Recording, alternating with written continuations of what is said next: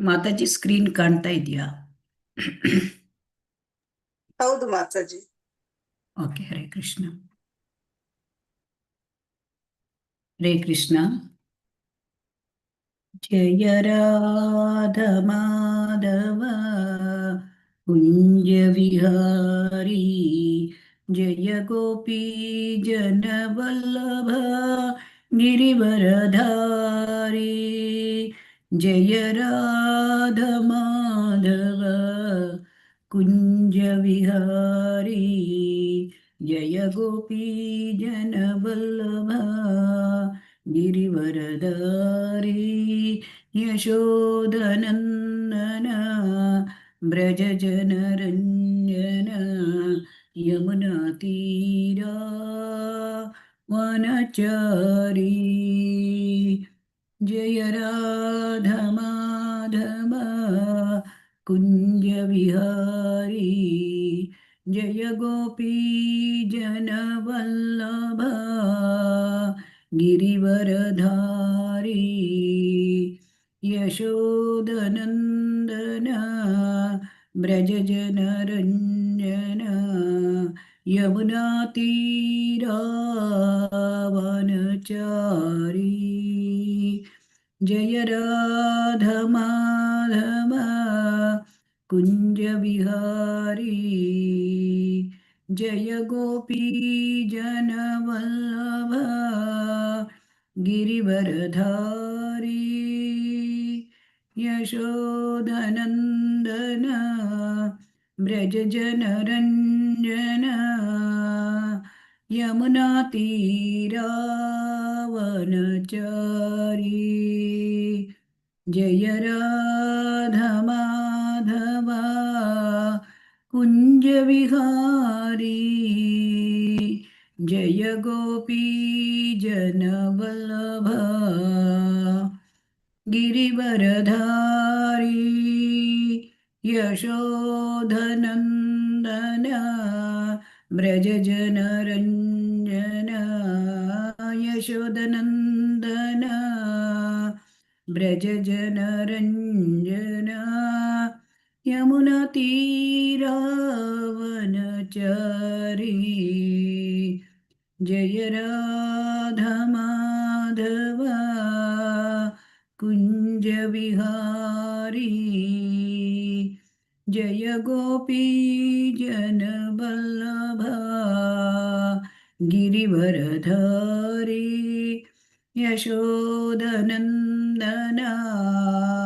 ಬ್ರಜ ಜನರಂಜನ ಯಮುನಾ ತೀರಾ ವನಚಾರಿ ಯಶೋದನಂದನ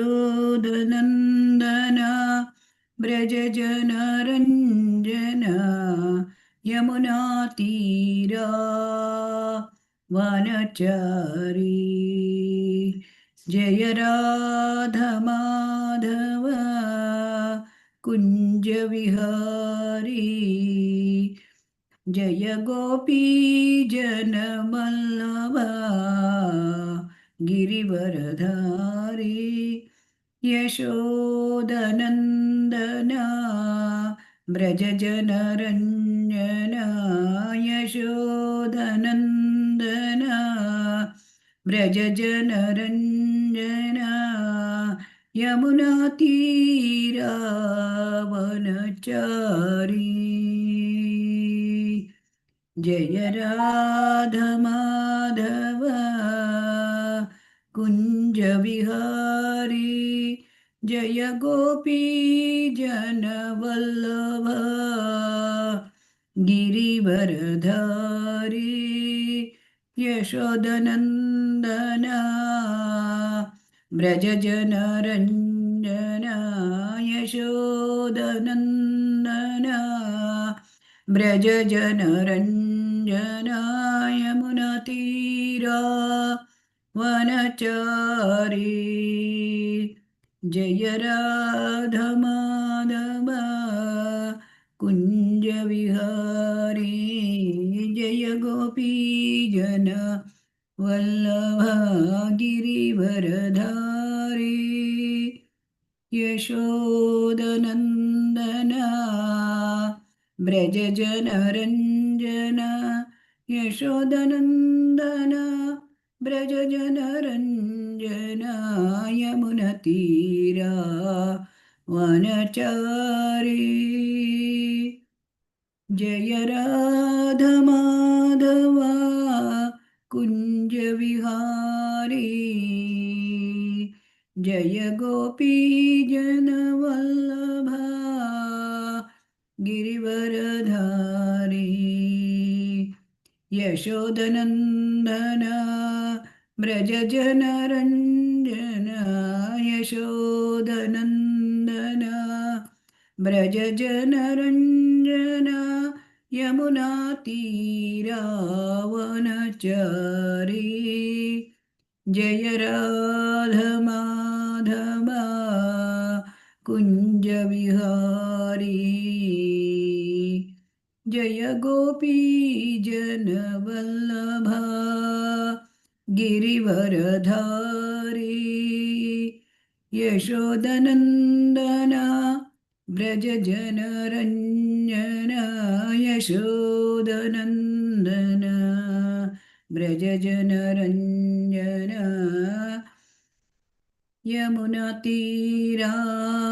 यमुनतीरावनचारी जय राधमाधवा कुञ्जविहारी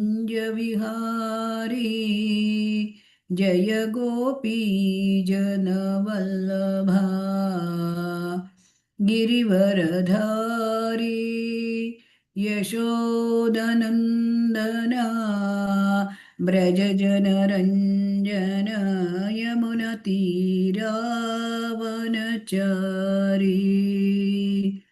जय राधमाधव कुञ्जविहारी जय गोपीजनवल्लभा गिरिवरधारी यशोदनन्दन व्रजजनरञ्जन यमुनतीरा वनचारी जय राधमाधव कुञ्जविहारी जय गोपीजनवल्लभ गिरिवरधारी यशोदनन्दन व्रजजनरञ्जन यशोदनन्दन व्रजजनरञ्जन यमुनाती रावणचारी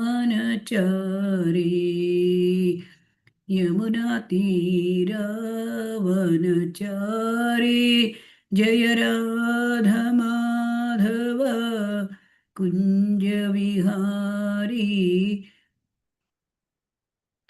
जय राधमाधव जय राधमाधव कुञ्जविहारी जय गोपीजनवल्लभ गिरिवरधारी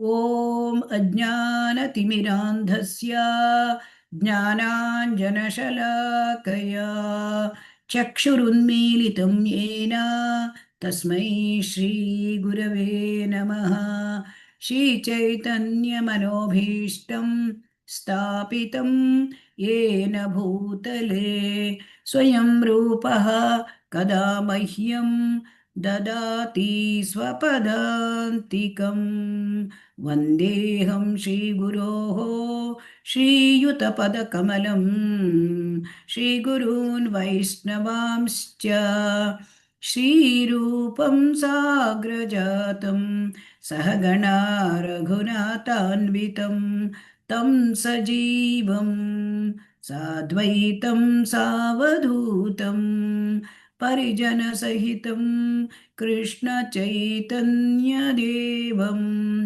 श्रीराधाकृष्णपादान् सहगणा ललिता श्रीविशाखान्वितांश्च हे कृष्णा करुणा सिन्धो दीनबन्धो जगत्पते ಗೋಪೇಶ ಗೋಪಿಕಾ ಕಾಂತ ರಾಧಾಕಾಂತ ನಮೋऽस्तु ते ತಪ್ತ ಕಾಂಚನ ಗೌರಾಂಗಿ ರಾಧೆ ವೃಂದಾವನೇಶ್ವರಿ ವೃಷಭಾನುಸುತೆ ದೇವಿ ಪ್ರಣಮಾಮಿ ಹರಿಪ್ರಿಯೆ ವಾಂಛಾಕಲ್ಪತರುಭ್ಯಶ್ಚ ಕೃಪಾ ಸಿಂಧುಭ್ಯ ಏವ ಚ पतितानां पावनेभ्यो वैष्णवेभ्यो नमो नमः नमो ॐ विष्णुपादाय कृष्णप्रेष्ठाय भूतले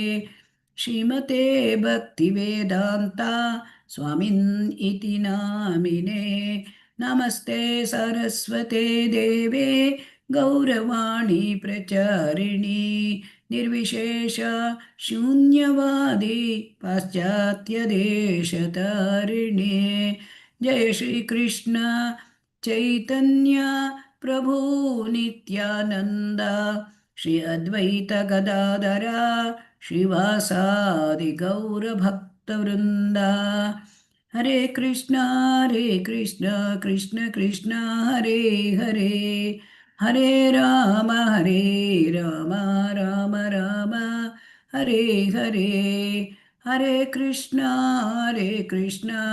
कृष्ण कृष्ण हरे हरे हरे राम राम राम हरे हरे हरे कृष्ण कृष्ण कृष्ण हरे हरे हरे राम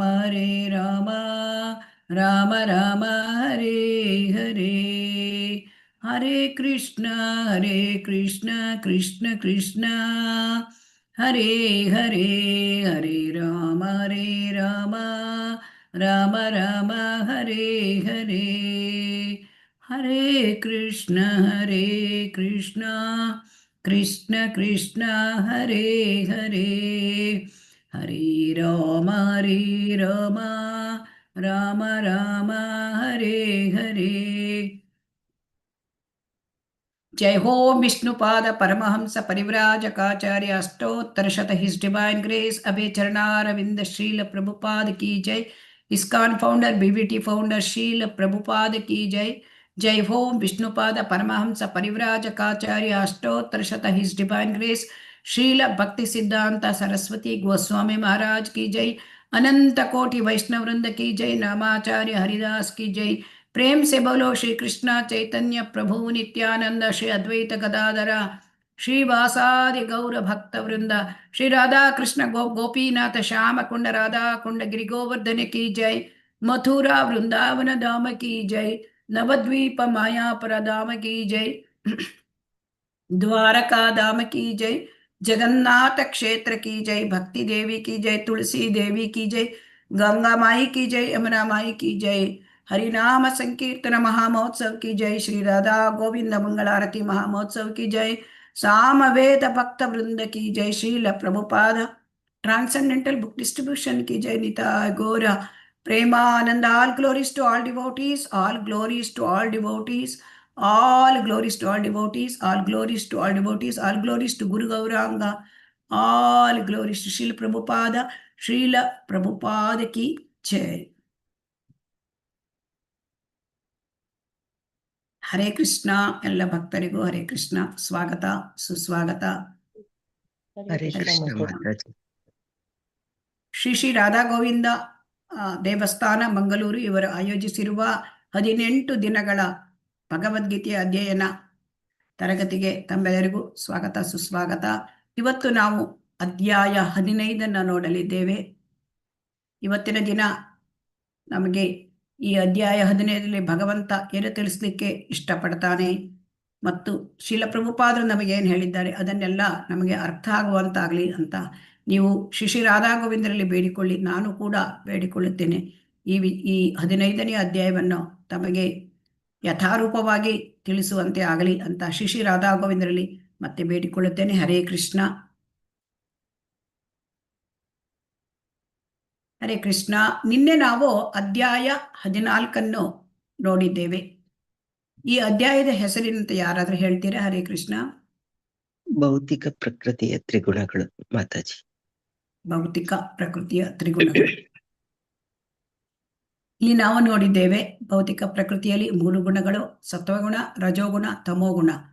ಸೊ ಜೀವಿ ಈ ಭೌತಿಕ ಪ್ರಕೃತಿಗೆ ಬಂದಾಗ ಸೊ ಅವನು ಈ 3 ಗುಣಗಳಿಂದ ಬಂಧಿಸಲ್ಪಡುತ್ತಾನೆ.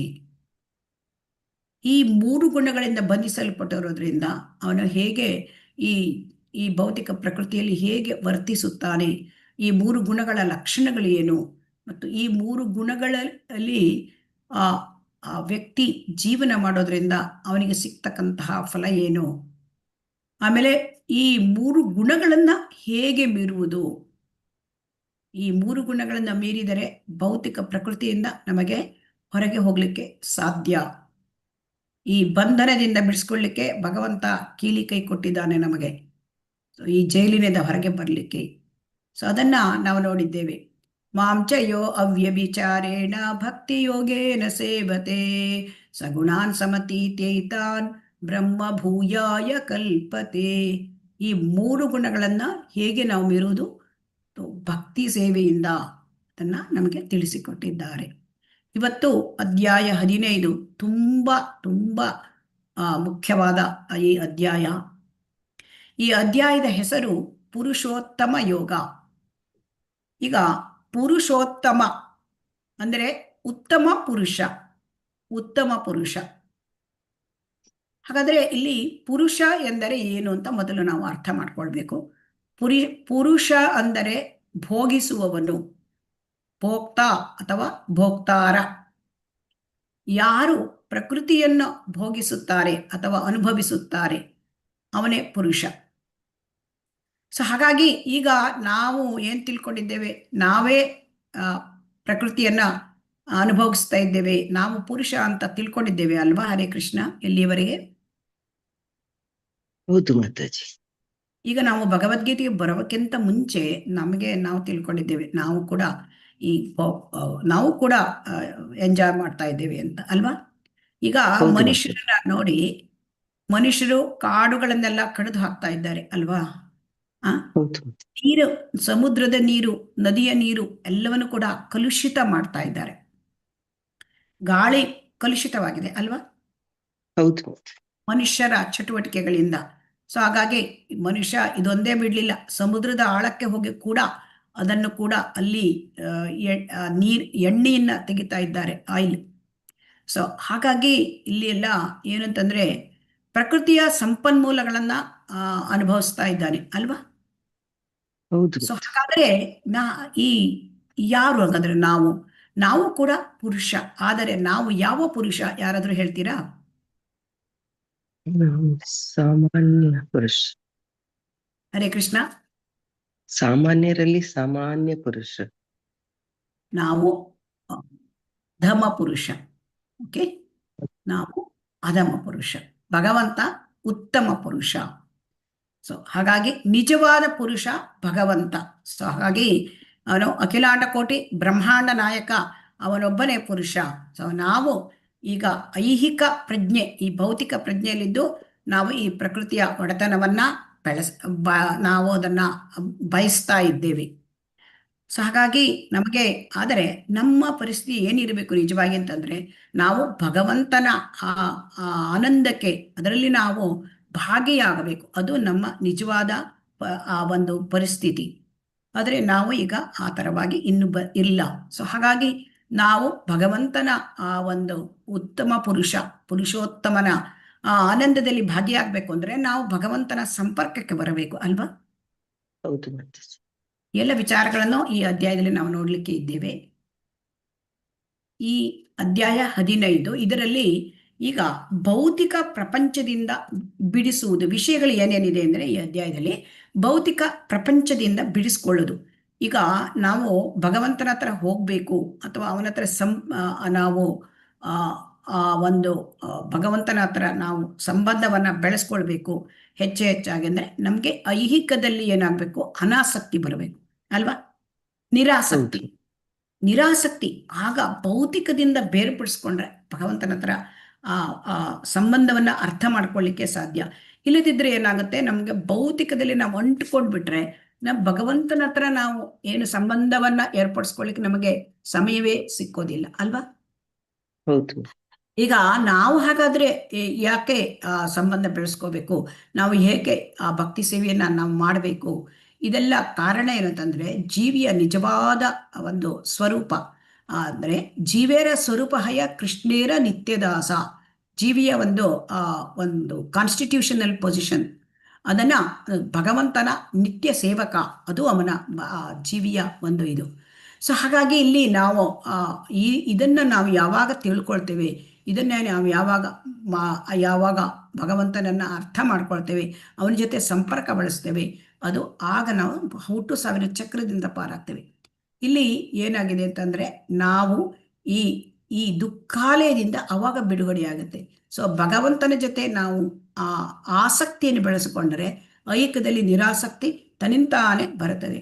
ಆಮೇಲೆ ಇಲ್ಲಿ ಪ್ರಸರಣ ಅಂದ್ರೆ ಟ್ರಾನ್ಸ್ಮೈಗ್ರೇಷನ್ ಆಫ್ ದ ಸೋಲ್, ಆತ್ಮ ಒಂದು ದೇಹದಿಂದ ಇನ್ನೊಂದು ದೇಹಕ್ಕೆ ಹೇಗೆ ಹೋಗುತ್ತದೆ, ಇದನ್ನು ಕೂಡ ಇಲ್ಲಿ ತುಂಬ ಚೆನ್ನಾಗಿ ಭಗವಂತ ತಿಳಿಸಿದ್ದಾನೆ. ಮತ್ತೆ ಭಗವಂತ ಕೃಷ್ಣ ಎಲ್ಲ ಜೀವಿಗಳ ಪಾಲಕ, ಅದನ್ನು ನಾವು 12ನೇ ಶ್ಲೋಕದಿಂದ 15ನೇ ಶ್ಲೋಕದವರೆಗೆ ಅಲ್ಲಿ ತಿಳಿಯುತ್ತೇವೆ. ಮತ್ತೆ ವೇದಾಂತ ಸೂತ್ರದ ಸಾರಾಂಶ, ಇದನ್ನು ಕೊನೆಯಲ್ಲಿ ಭಗವಂತ ಹೇಳ್ತಾನೆ. ಇದಕ್ಕೆ ತ್ರಿಶ್ಲೋಕಿ ಭಗವದ್ಗೀತಾ ಅಂತ ಹೇಳ್ತಾರೆ. ಈ ತ್ರಿಶ್ಲೋಕಿ ಭಗವದ್ಗೀತಾ 16ರಿಂದ 20ನೇ ಶ್ಲೋಕದವರೆಗೆ ಇದೆ. ನಾವು ಚತುಶ್ಲೋಕಿ ಭಗವದ್ಗೀತಾ ಇದನ್ನು ಕೇಳಿದ್ದೇವೆ ಅಲ್ವಾ? ಹರೇ ಕೃಷ್ಣ. ಚತುಶ್ಲೋಕಿ ಭಗವದ್ಗೀತೆ ಎಲ್ಲಿ ಕೇಳಿದ್ದೇವೆ? ಹರೇ ಕೃಷ್ಣ. ಚತುಶ್ಲೋಕಿ ಭಗವದ್ಗೀತೆ ಎಲ್ಲಿ ಕೇಳಿದ್ದೇವೆ? 10ನೇ ಅಧ್ಯಾಯದಲ್ಲಿ ನಾವು ಕೇಳಿದ್ದೇವೆ ಅಲ್ವಾ? 8, 9, 10 ಅಥವಾ 11. ಇಲ್ಲಿ 15ನೇ ಅಧ್ಯಾಯದಲ್ಲಿ ಭಗವಂತ ನಮಗೆ ತ್ರಿಶ್ಲೋಕಿ ಭಗವದ್ಗೀತಾ ಬಗ್ಗೆ ಹೇಳ್ತಾ ಇದ್ದಾರೆ. ಸೊ ಇದೆಲ್ಲನೂ ಕೂಡ ಈಗ ಸ್ವಲ್ಪ ವಿವರವಾಗಿ ನೋಡೋಣ. ಈ ಚಿತ್ರದಲ್ಲಿ ನೀವು ನೋಡ್ತಾ ಇದ್ದೀರಿ ಅಲ್ವಾ? ಏನ್ ನೋಡ್ತಾ ಇದ್ದೀರಿ ಈ ಚಿತ್ರದಲ್ಲಿ?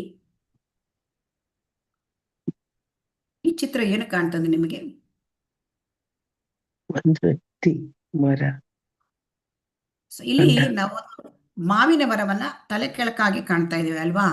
ಇದು ಪ್ರತಿಬಿಂಬ, ಮಾವಿನ ಮರದ ಒಂದು ಪ್ರತಿಬಿಂಬ.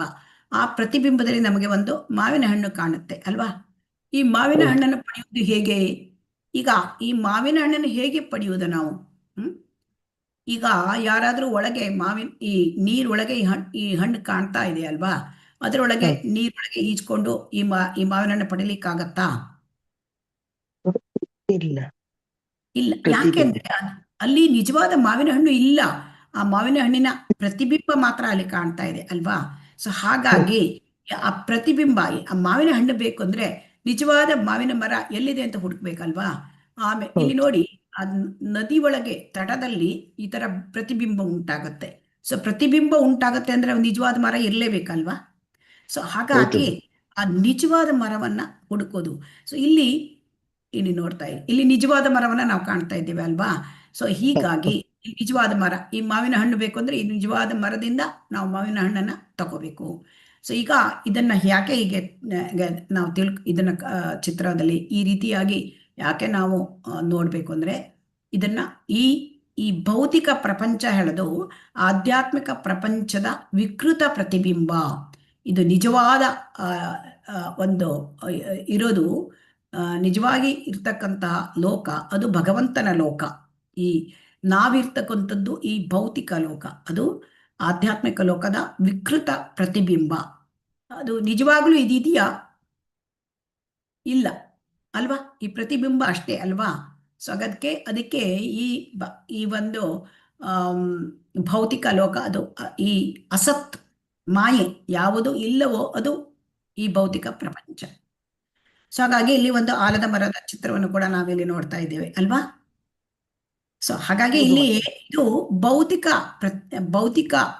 ಪ್ರಪಂಚದನ್ನ ಇಲ್ಲಿ ಪ್ರತಿಬಿಂಬಿಸುತ್ತದೆ. ಸೊ ಹಾಗಾಗಿ ಈ ಭೌತಿಕ ಪ್ರಪಂಚ ಯಾವ ತರ ಇದೆ ಅಂತ ಇಲ್ಲಿ ಹೇಳ್ತಾ ಇದ್ದಾರೆ. ಈ ಅಧ್ಯಾಯ ಪ್ರಾರಂಭವಾಗುವುದೇ ಭಗವಾನ್ ಉವಾಚ, ಭಗವಂತನೇ ಈ ಮಾತನಾಡಲಿಕ್ಕೆ ಪ್ರಾರಂಭ ಮಾಡ್ತಾನೆ. ಶ್ರೀ ಭಗವಾನ್ ಉವಾಚ ಊರ್ಧ್ವಮೂಲಂ ಅಧಃ ಶಾಖಂ ಅಶ್ವತ್ಥಂ ಪ್ರಾಹುರವ್ಯಯಂ ಛಂದಾಂಸಿ ಯಸ್ಯ ಪರ್ಣಾನಿ ಯಸ್ತಂ ವೇದ ಸ ವೇದವೇತ್. ಇದಕ್ಕಿಂತ ಮುಂಚೆ ನಾವು ಸ್ವಲ್ಪ ಇಲ್ಲಿ ತಿಳ್ಕೊಳ್ಳೋಣ. ನಾವು ಈಗ ಈ ಒಂದು ಹಣ್ಣನ್ನು ನೋಡ್ತಾ ಇದ್ದೇವೆ ಅಲ್ವಾ. ಈಗ ಈ ಹಣ್ಣು ಅಂತಂದ್ರೆ ಭೌತಿಕ ಸುಖ ಅಲ್ವಾ. ಇದು ಹಣ್ಣು ಅಂದ್ರೆ ಸುಖ, ಆನಂದ ಅಲ್ವಾ. ಹೌದು ಈ ಮಾತಾಜಿ. ಆನಂದ ಹಣ್ಣು ಈ ಆನಂದವನ್ನು ನಾವು ಜೀವನ ಪೂರ್ತಿ ಅರಸುತ್ತೇವೆ. ಈಗ ಚಿಕ್ಕವರಿದ್ದಾಗ ಓದಿಕೊಂಡು ಓದು, ಚೆನ್ನಾಗಿ ಓದು ಅಂತ ಮಕ್ಕಳಿಗೆ ನಾವು ಹೇಳ್ತೇವೆ ಅಲ್ವಾ. ಸೊ ಆ ಚೆನ್ನಾಗಿ ಓದಿದ್ರೆ ಯಾಕೆ ನಮಗೆ ಒಂದು ಒಳ್ಳೆಯ ಕೆಲಸ ಸಿಗ್ಬೋದು ಅಲ್ವಾ.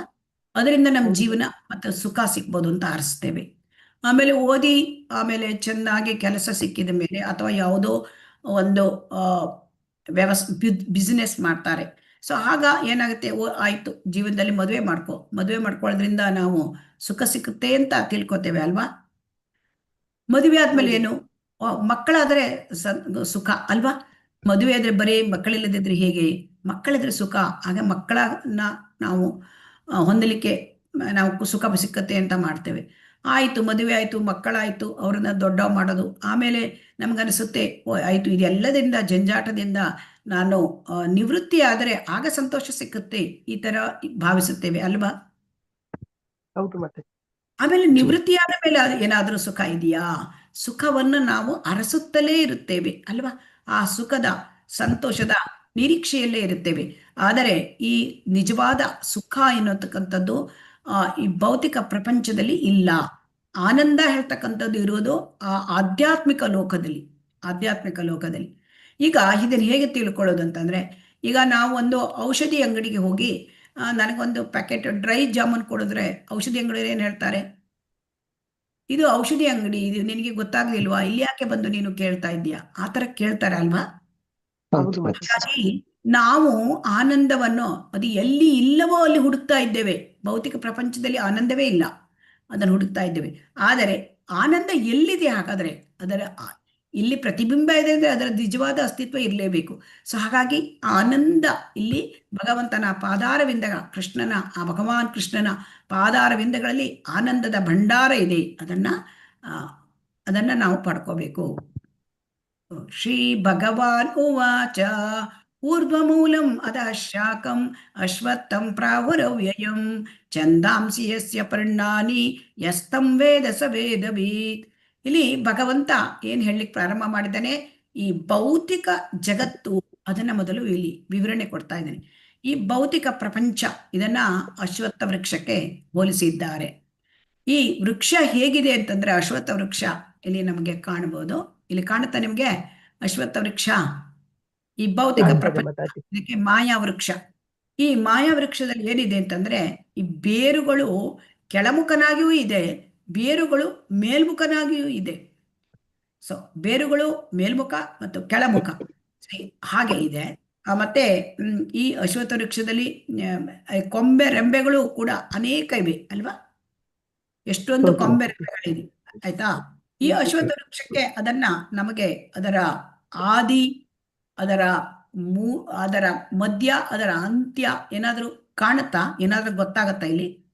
ಇಲ್ಲ ಮಾತಾಜಿ. ಹಾ. ಸೊ ಈಗ ನಮಗೆ ಈ ಒಂದು ಈ ಭೌತಿಕ ಪ್ರಪಂಚ ಈಗ ನಾವೀಗೆಲ್ಲ ನೋಡ್ತಾ ಇದ್ದೇವೆ. ಸೊ ಈ ಭೌತಿಕ ಪ್ರಪಂಚದಲ್ಲಿ ಇಲ್ಲಿ ಆನಂದ ಇಲ್ಲ. ಈಗ ನಮ್ಗೆ ಆನಂದವನ್ನು ಪಡ್ಕೊಳ್ಬೇಕು ಅಂದ್ರೆ ನಾವು ಇಲ್ಲಿ ನಾವು ಸಿಕ್ಕಾಕೊಂಡು ಬಿದ್ದಿದ್ದೇವೆ. ಈ ಆನಂದವನ್ನು ಪಡ್ಕೊಳ್ಬೇಕು ಅಂದ್ರೆ ಇಲ್ಲಿ ನೋಡ್ಬೇಕು, ಇಲ್ಲಿ ಇದು ಆಧ್ಯಾತ್ಮಿಕ ಪ್ರಪಂಚ. ಸೊ ಈ ಆಧ್ಯಾತ್ಮಿಕ ಪ್ರಪಂಚದಲ್ಲಿ ಇಲ್ಲಿ ನಾವು ರಾಧಾ ಗೋವಿಂದ ನೋಡ್ತಾ ಇದ್ದೇವೆ. ಸೊ ಇಲ್ಲಿ ಆನಂದ ಇದೆ. ಸೊ ಇಲ್ಲಿಗೆ ನಾವು ತಲುಪುವುದು ಹೇಗೆ, ಇದನ್ನ ಕತ್ತರಿಸಿ ತುಂಡು ಮಾಡ್ಕೊಂಡು ಹೋಗ್ಬೇಕಂತೆ. ಇಲ್ಲಿಂದ ಇಲ್ಲಿಗೆ ಹೋಗ್ಬೇಕಾದ್ರೆ ಹೇಗೆ ಅಂತಂದ್ರೆ, ಅಧ್ಯಾತ್ಮ ಇಲ್ಲದಿದ್ರೆ ಈ ಗೋಜಿನೊಳಗೆ ನಾವು ಸಿಕ್ಕಾಕೊಂಡ್ಬಿಟ್ಟಿದ್ದೇವೆ. ಇದನ್ನು ಬಿಡಿಸ್ಕೊಂಡು ಹೊರಗೆ ಬರ್ಲಿಕ್ಕೆ ಆಗೋದಿಲ್ಲ ಅಲ್ವಾ. ಇದು ಹೇಗೆ ಸಾಧ್ಯ ಅಂತ ಇದನ್ನೆಲ್ಲ ಈ ಒಂದು ಅಧ್ಯಾಯದಲ್ಲಿ ನಾವು ಕಲಿತೇವೆ. ಸೊ ಹಾಗಾಗಿ ಇದು ಅತಿ ಉನ್ನತ ಲೋಕ, ಇದು ಬ್ರಹ್ಮಲೋಕ. ಸೊ ಇದನ್ನ ನಾವು ಇನ್ನೊಂದು ರೀತಿಯಲ್ಲಿ ಇಲ್ಲಿ ನೋಡ್ತಾ ಇದ್ದೇವೆ. ಅಶ್ವತ್ಥ ವೃಕ್ಷ ಇದನ್ನ ನೋಡ್ತಾ ಇದ್ದಾಗ ನಮಗೇನ್ ಕಾಣ್ತಾ ಇದೆ, ಇಲ್ಲಿ ಅಶ್ವತ್ಥ ವೃಕ್ಷದ ಇಷ್ಟು ಒಂದು ಸಂಕೀರ್ಣತೆ ಇಲ್ಲಿ ಇದೆ ಅಲ್ವಾ. ಅಶ್ವತ್ಥ ವೃಕ್ಷದಲ್ಲಿ ನಾವು ಹಾಗಾದ್ರೆ ಇಲ್ಲಿ ನಾವು ಈ ಭೌತಿಕ ಪ್ರಪಂಚಕ್ಕೆ ನಾವು ಯಾಕೆ ಬಂದಿದ್ದೇವೆ? ನಾವು ಮೊದಲು ಈ ಆಧ್ಯಾತ್ಮಿಕ ಲೋಕದಲ್ಲಿ ಇದ್ದವರೇ, ಭಗವಂತನ ಜೊತೆ ಇದ್ದವರೇ. ಆದರೆ ಇಲ್ಲಿ ನಾವು ಯಾಕೆ ಬಂದಿದ್ದೇವೆ ಅಂದರೆ ಇಲ್ಲಿ ನಮಗೆ ಆಸೆಗಳು, ಇಲ್ಲಿ ಡಿಸೈರ್ ಅಂತ ಇದೆ ನೋಡಿ, ಆಸೆಗಳು. ಈ ಆಸೆಗಳು, ಈ ಭೌತಿಕ ಪ್ರಪಂಚ ಇದು ಇದರ ವಿಕೃತ ಪ್ರತಿಬಿಂಬ. ನಮಗೆ ಆ ಒಂದು ಹಿಂದಿನ ಇಲ್ಲಿ ನೋಡಿದ್ದೇವಲ್ಲ, ಇಲ್ಲಿ ನಾವು ನೋಡಿದ್ದೇವಲ್ವಾ, ಇದು ಭೌತಿಕ ಪ್ರಪಂಚ ಈ ಆಧ್ಯಾತ್ಮಿಕ ಲೋಕದ ವಿಕೃತ ಪ್ರತಿಬಿಂಬ. ಸೊ ಇದರ ಪ್ರತಿಬಿಂಬ ಇದು ಅಷ್ಟೇ. ಸೊ ಹಾಗಾಗಿ ಇಲ್ಲಿ ನಾವು ಹಾಗಾದ್ರೆ ಭೌತಿಕ ಪ್ರಪಂಚಕ್ಕೆ ಯಾಕೆ ಬಂದೆವು? ಈ ಈ ಈ ಭೌತಿಕ ಪ್ರಪಂಚ ಇರೋದು ಆಸೆಯ ಇದು ನೋಡಿ, ನೀರು ಯಾವುದೇ ಪ್ರತಿಬಿಂಬ ಆಗ್ಬೇಕಾದ್ರೆ ನೀರು ಬೇಕಲ್ವಾ ಇಲ್ಲಿ. ಸೊ ಈ ನೀರು ಹೇಳೋದು ಆಸೆ. ಸೊ ಈ ಆಸೆ ನಮಗೆ ಯಾವ ಆಸೆ? ನಾವು ಕೃಷ್ಣನ ಹಾಗೆ ನಾವು ಒಡೆಯ ಆಗಬೇಕು. ಆಮೇಲೆ ನಾವು ಕೃಷ್ಣನನ್ನು ಬಿಟ್ಟು ಆನಂದವನ್ನು ಪಡಿಬೇಕು. ಸೊ ಈ ಒಂದು ಆಸೆ ಇದ್ದಿದ್ದರಿಂದ ನಾವು ಇಲ್ಲಿಗೆ ತಳ್ಳಲ್ಪಟ್ಟಿದ್ದೇವೆ. ಅಲ್ಲಿ ಇರಲಿಕ್ಕೆ ನಮಗೆ ಯೋಗ್ಯತೆಯನ್ನು ನಾವು ಕಳ್ಕೊಂಡೆವು, ಅಲ್ಲಿಂದ ಇಲ್ಲಿಗೆ ಬಂದಿದ್ದೇವೆ ಅಲ್ವಾ. ಸೊ ಹಾಗಾಗಿ ಇಲ್ಲಿ ಇದನ್ನು ಹೇಗೆ ಅರ್ಥ ಮಾಡ್ಕೊಳ್ಳೋದಂದ್ರೆ, ಈಗ ಒಂದು ಚಿಕ್ಕ ಮಗು ಇರುತ್ತೆ, ತಾಯಿ ಅಡಿಗೆ ಮಾಡ್ತಾ ಇರ್ತಾಳೆ. ಆಗ ಮಗು ನಾನು ಏನಾದರೂ ರೊಟ್ಟಿ ಚಪಾತಿ ಏನಾದರೂ ಮಾಡ್ತೇನೆ ಅಥವಾ ಏನಾದರೂ ಮಾಡ್ತೇನೆ ಅಂತ ಹೇಳಲ್ವಾ? ತಾಯಿ ಲಟ್ಟಣಿಗೆ ಒತ್ಬೇಕಾದ್ರೆ ಹೇಳ್ಕೊತಾರೆ. ಸೊ ಅವಾಗ ನಾವು ಏನ್ ಮಾಡ್ತೇವೆ, ಆಟದ ಅಡಿಗೆ ಸಾಮಾನು ಕೊಡ್ತೇವೆ ಮಗುವಿಗೆ ಅಲ್ವಾ. ಆದ್ರೆ ಆ ಮಗು ನಿಜವಾಗಿ ಊಟ ಮಾಡ್ಬೇಕಾದ್ರೆ ಮತ್ತೆ ತಾಯಿ ಹತ್ರನೇ ಅಡಿಗೆ ಕೇಳುತ್ತೆ. ಅದರ ಅಡಿಗೆ ಮಾಡ್ದಂಗೆ ಅದು ಮಾಡ್ಕೊಳ್ಳುತ್ತೆ. ಆದರೆ ಅದು ನಿಜವಾದ ಅನ್ನ ಅದು ಊಟ ಮಾಡೋಲ್ಲ ಅಲ್ವಾ. ಅದು ಅಡಿಗೆ ಊಟ ಮಾಡಲಿಕ್ಕೆ ತಾಯಿ ಹತ್ರನೇ ಹೋಗ್ತದೆ. ಸೊ ಹಾಗಾಗಿ ಇಲ್ಲಿ ನಿಜವಾದ ಲೋಕ ಇರುವುದು ಭಗವಂತನ ಲೋಕ. ಸೊ ಅಲ್ಲಿ ಇರೋದು ಆನಂದ. ಸೊ ಹಾಗಾಗಿ ಆದರೆ ನಾವು ಯಾವಾಗ ಆ ಭಗವಂತನಿಂದ ನಮಗೆ ಒಂದು ಸ್ವತಂತ್ರವಾದ ಒಂದು ನಮ್ಮ ಇಚ್ಛೆಗಳನ್ನು, ಆನಂದವನ್ನು ನಮ್ಮಷ್ಟಕ್ಕೆ ನಾವೇ ಪಡ್ಕೊಳ್ಬೇಕು, ನಮಗೆ ನಾವು ಕೂಡ ಒಡೆಯರಾಗಬೇಕು, ಈ ಭಾವನೆ ಬಂದ ಕೂಡಲೇ ಭಗವಂತ ಏನ್ ಮಾಡಿದ್ದಾನೆ, ನಮಗೆ ಐಹಿಕ ಪ್ರಪಂಚವನ್ನ ನಮಗೆ ಕೊಟ್ಟಿದ್ದಾನೆ. ಸೊ ಐಹಿಕ ಪ್ರಪಂಚದಲ್ಲಿ ಇಲ್ಲಿ ನಾವೊಂದು ಬ್ರಹ್ಮಾಂಡವನ್ನ ಕಾಣ್ತಾ ಇದ್ದೇವೆ ಅಲ್ವಾ. ಸೊ ಈ ಈ ಐಹಿಕ ಪ್ರಪಂಚದಲ್ಲಿ ಈಗ ನಾವು ಏನ್ ತಿಳ್ಕೊಳ್ತೇವೆ, ನಾವು ಕೂಡ ಬಾಸ್ ಅಂತ ತಿಳ್ಕೊತೇವೆ ಅಲ್ವಾ. ನಾವು ಕೂಡ ಒಡೆಯರು, ನಾವು ನಮ್ಮನೇಲೆ ನಾವು ಒಡೆಯರು ಅಲ್ವಾ. ನನ್ನ ಮನೆಗೆ ನಾನೇ ಒಡೆಯ, ನನ್ನ ಆಫೀಸಿಗೆ ನಾನ್ ಬಾಸ್ ಅಲ್ವಾ. ನಾವು ಹೀಗೆ ಚಿಕ್ಕ ಚಿಕ್ಕ ಅಂದ್ರೆ ಅಲ್ಲಿ ಚಿಕ್ಕ ಒಂದು ಒಡೆಯರು. ಆದ್ರೆ ಭಗವಂತ ಅಂದ್ರೆ ಸುಪ್ರೀಂ ಈಸ್ ಅಂದ್ರೆ ಅವನು ಪರಮ ನಿಯಂತ್ರಕ. ಭಗವಂತ ಅಂದ್ರೆ ಅವನು ಎಲ್ಲರಿಗಿಂತ ಈಶ್ವರ, ಪರಮೇಶ್ವರ, ಏಕಲ ಈಶ್ವರ ಕೃಷ್ಣ, ಆರ ಸಮಭೃತ್ಯ, ಎಲ್ಲರೂ ಸೇವಕರು. ಸೊ ಹಾಗೆ ಅವನು ಭಗವಂತನಿಗೆ ಈ ತರ, ಭಗವಂತನ ಸ್ಥಿತಿ ಈ ತರ, ನಮ್ಮ ಸ್ಥಿತಿ ಈ ತರ. ಸೊ ಹಾಗಾಗಿ ಇಲ್ಲಿ ಭೌತಿಕ ಪ್ರಪಂಚದಲ್ಲಿ ಉಂಟಾದ ಈ ಒಂದು ಪ್ರತಿಬಿಂಬ, ಆಧ್ಯಾತ್ಮಿಕ ಲೋಕದ ಪ್ರತಿಬಿಂಬ, ಈ ಐಹಿಕ ವೃಕ್ಷ, ಈ ವೃಕ್ಷದ ಬೇರು ಈ ಬೇರು ಎಲ್ಲಿದೆ, ಮರದ ಬೇರು ಇಲ್ಲಿ ನೋಡಿ, ಇದರದ್ದು ಬ್ರಹ್ಮಲೋಕ, ಇದು ಇಲ್ಲಿರೋದು ಬ್ರಹ್ಮಲೋಕ. ಈಗ ನಾವಿರೋದು ಇಲ್ಲಿ ಭೂಲೋಕ ಆಯ್ತಾ. ಇದು ಅತಿ ಉನ್ನತ ಲೋಕ ಭೌತಿಕ ಲೋಕದಲ್ಲಿ, ಈ ಬ್ರಹ್ಮಲೋಕ. ಇಲ್ಲಿ ಕೂಡ ಬೇರಿದೆ. ಮತ್ತೆ ಈ ಲೋಕ ನೋಡಿ, ಇದು ಮೊಟ್ಟೆ ಆಕಾರ ಇದೆ ಅಲ್ವಾ. ಈ ಮೊಟ್ಟೆ ಆಕಾರ ಇದು ಒಂದು ಬ್ರಹ್ಮಾಂಡ. ಈ ಬ್ರಹ್ಮಾಂಡದಲ್ಲಿ ಈಗ ಕೆಳಗಿನ ಲೋಕಗಳು, ಅಧೋಲೋಕಗಳು, ಆಮೇಲೆ ಇಲ್ಲಿ ಉನ್ನತ ಲೋಕಗಳು, ಆಮೇಲೆ ಇದು ನಾವು ಇರತಕ್ಕಂಥದ್ದು ಮಧ್ಯ ಭೂಮಂಡಲ. ಸೊ ಹಾಗಾಗಿ ಇಲ್ಲಿ ಈ ಒಂದು ಭೌತಿಕ ಲೋಕದಲ್ಲಿ ಇಲ್ಲಿ ಭೂಮಿಯಲ್ಲಿ ಚತುರ್ವಿಧ ಪುರುಷಾರ್ಥಗಳು ಇದೆ. ಕೇಳಿದ್ದೇವೆ ನಾವೆಲ್ಲರೂ, ಚತುರ್ವಿಧ ಪುರುಷಾರ್ಥ ಅಲ್ವಾ. ಧರ್ಮ, ಅರ್ಥ, ಕಾಮ, ಮೋಕ್ಷ, ಇದೆಲ್ಲರಿಗೂ ಗೊತ್ತು ಅಲ್ವಾ. ಇಲ್ಲಿ ಧರ್ಮ ಮತ್ತು ಅರ್ಥ. ಧರ್ಮ ಅಂದ್ರೆ ನಾವೊಂದು ಕೆಲಸ, ಸ್ವಧರ್ಮ ಮಾಡ್ಕೊಂಡು ಹೋಗ್ತೇವೆ, ಅದರಿಂದ ನಮಗೆ ಅರ್ಥ, ಹಣ ಸಂಪಾದನೆ ಅಲ್ವಾ.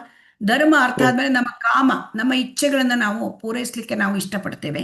ಆದರೆ ಇಲ್ಲಿ ಏನಾಗುತ್ತೆ, ಅದು ಆದ ಮೇಲೆ ಮೋಕ್ಷ, ಅಂದ್ರೆ ಇದಾದ ಮೇಲೆ ಮೋಕ್ಷದ ಬಗ್ಗೆ ಚಿಂತನೆ ಮಾಡಿ ನಮಗೆ ಭಗವಂತನ ಲೋಕಕ್ಕೆ ಹೋಗ್ಬೇಕು. ಆದ್ರೆ ಇಲ್ಲಿ ಏನಾಗುತ್ತೆ, ಧರ್ಮ, ಅರ್ಥ, ಕಾಮ ಮುಗಿಯುವುದೇ ಇಲ್ಲ.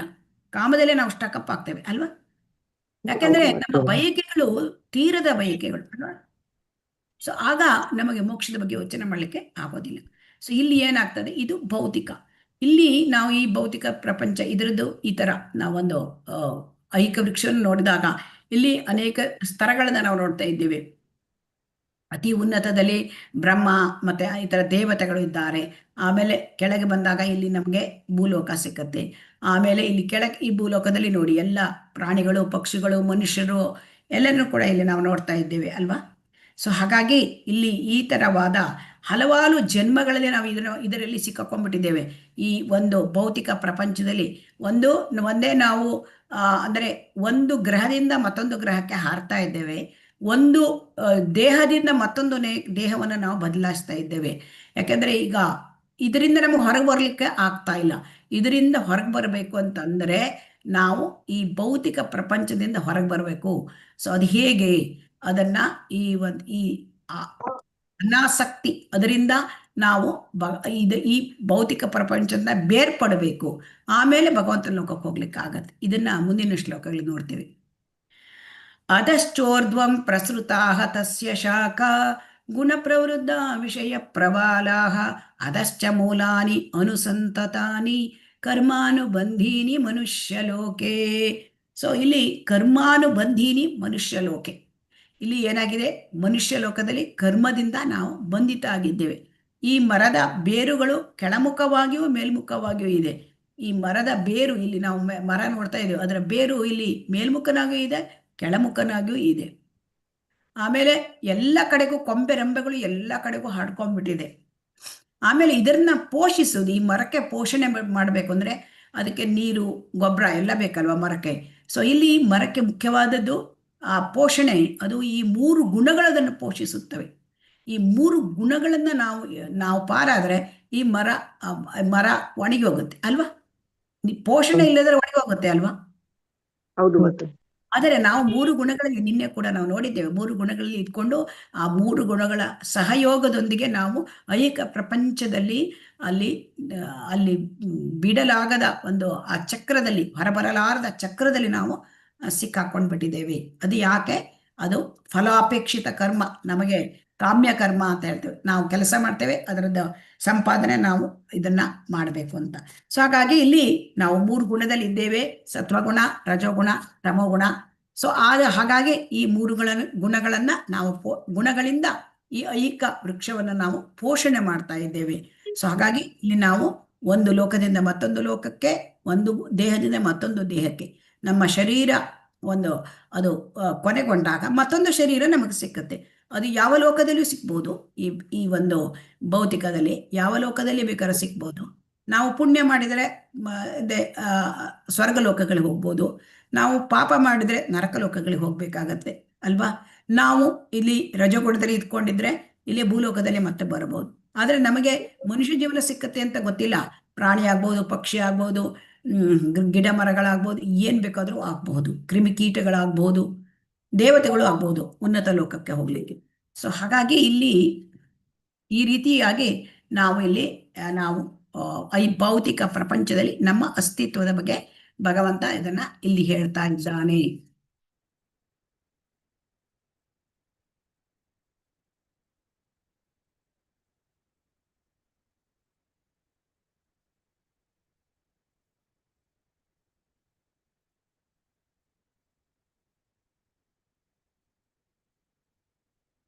ನ ರೂಪಮಸ್ಯೇಹಂ ತತೋಪಲಭ್ಯತೆ ಚ ನಾಂತೋ ನ ಚಾದಿರ್ನ ಚ ಸಂಪ್ರತಿಷ್ಠಾ ಅಶ್ವತ್ಥಮೇನಂ ಸುವಿರೂಢಮೂಲಂ ಅಸಂಗಶಸ್ತ್ರೇಣ ದೃಢೇನ ಚಿತ್ವಾ ತತಃ ಪದಂ ತತ್ಪರಿಮಾರ್ಗಿತವ್ಯಂ ಯಸ್ಮಿನ್ ಗತಾ ನ ನಿವರ್ತಂತಿ ಭೂಯಃ ತಮೇವ ಚಾದ್ಯಂ ಪುರುಷಂ ಪ್ರಪದ್ಯೆ ಯತಃ ಪ್ರವೃತ್ತಿಃ ಪ್ರಸೃತಾ ಪುರಾಣಿ.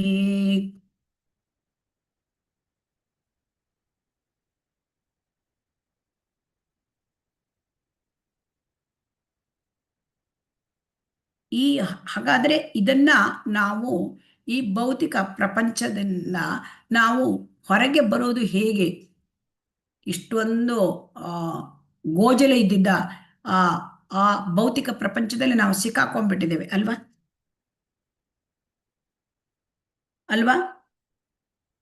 ಹರೇ ಕೃಷ್ಣ.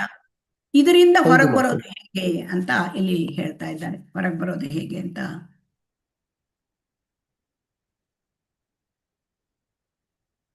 ಇಲ್ಲಿ ಹೊರಗೆ ಬರೋದು ಹೇಗೆ ಅಂತ ಹೇಳ್ತಾ ಇದ್ದಾರೆ.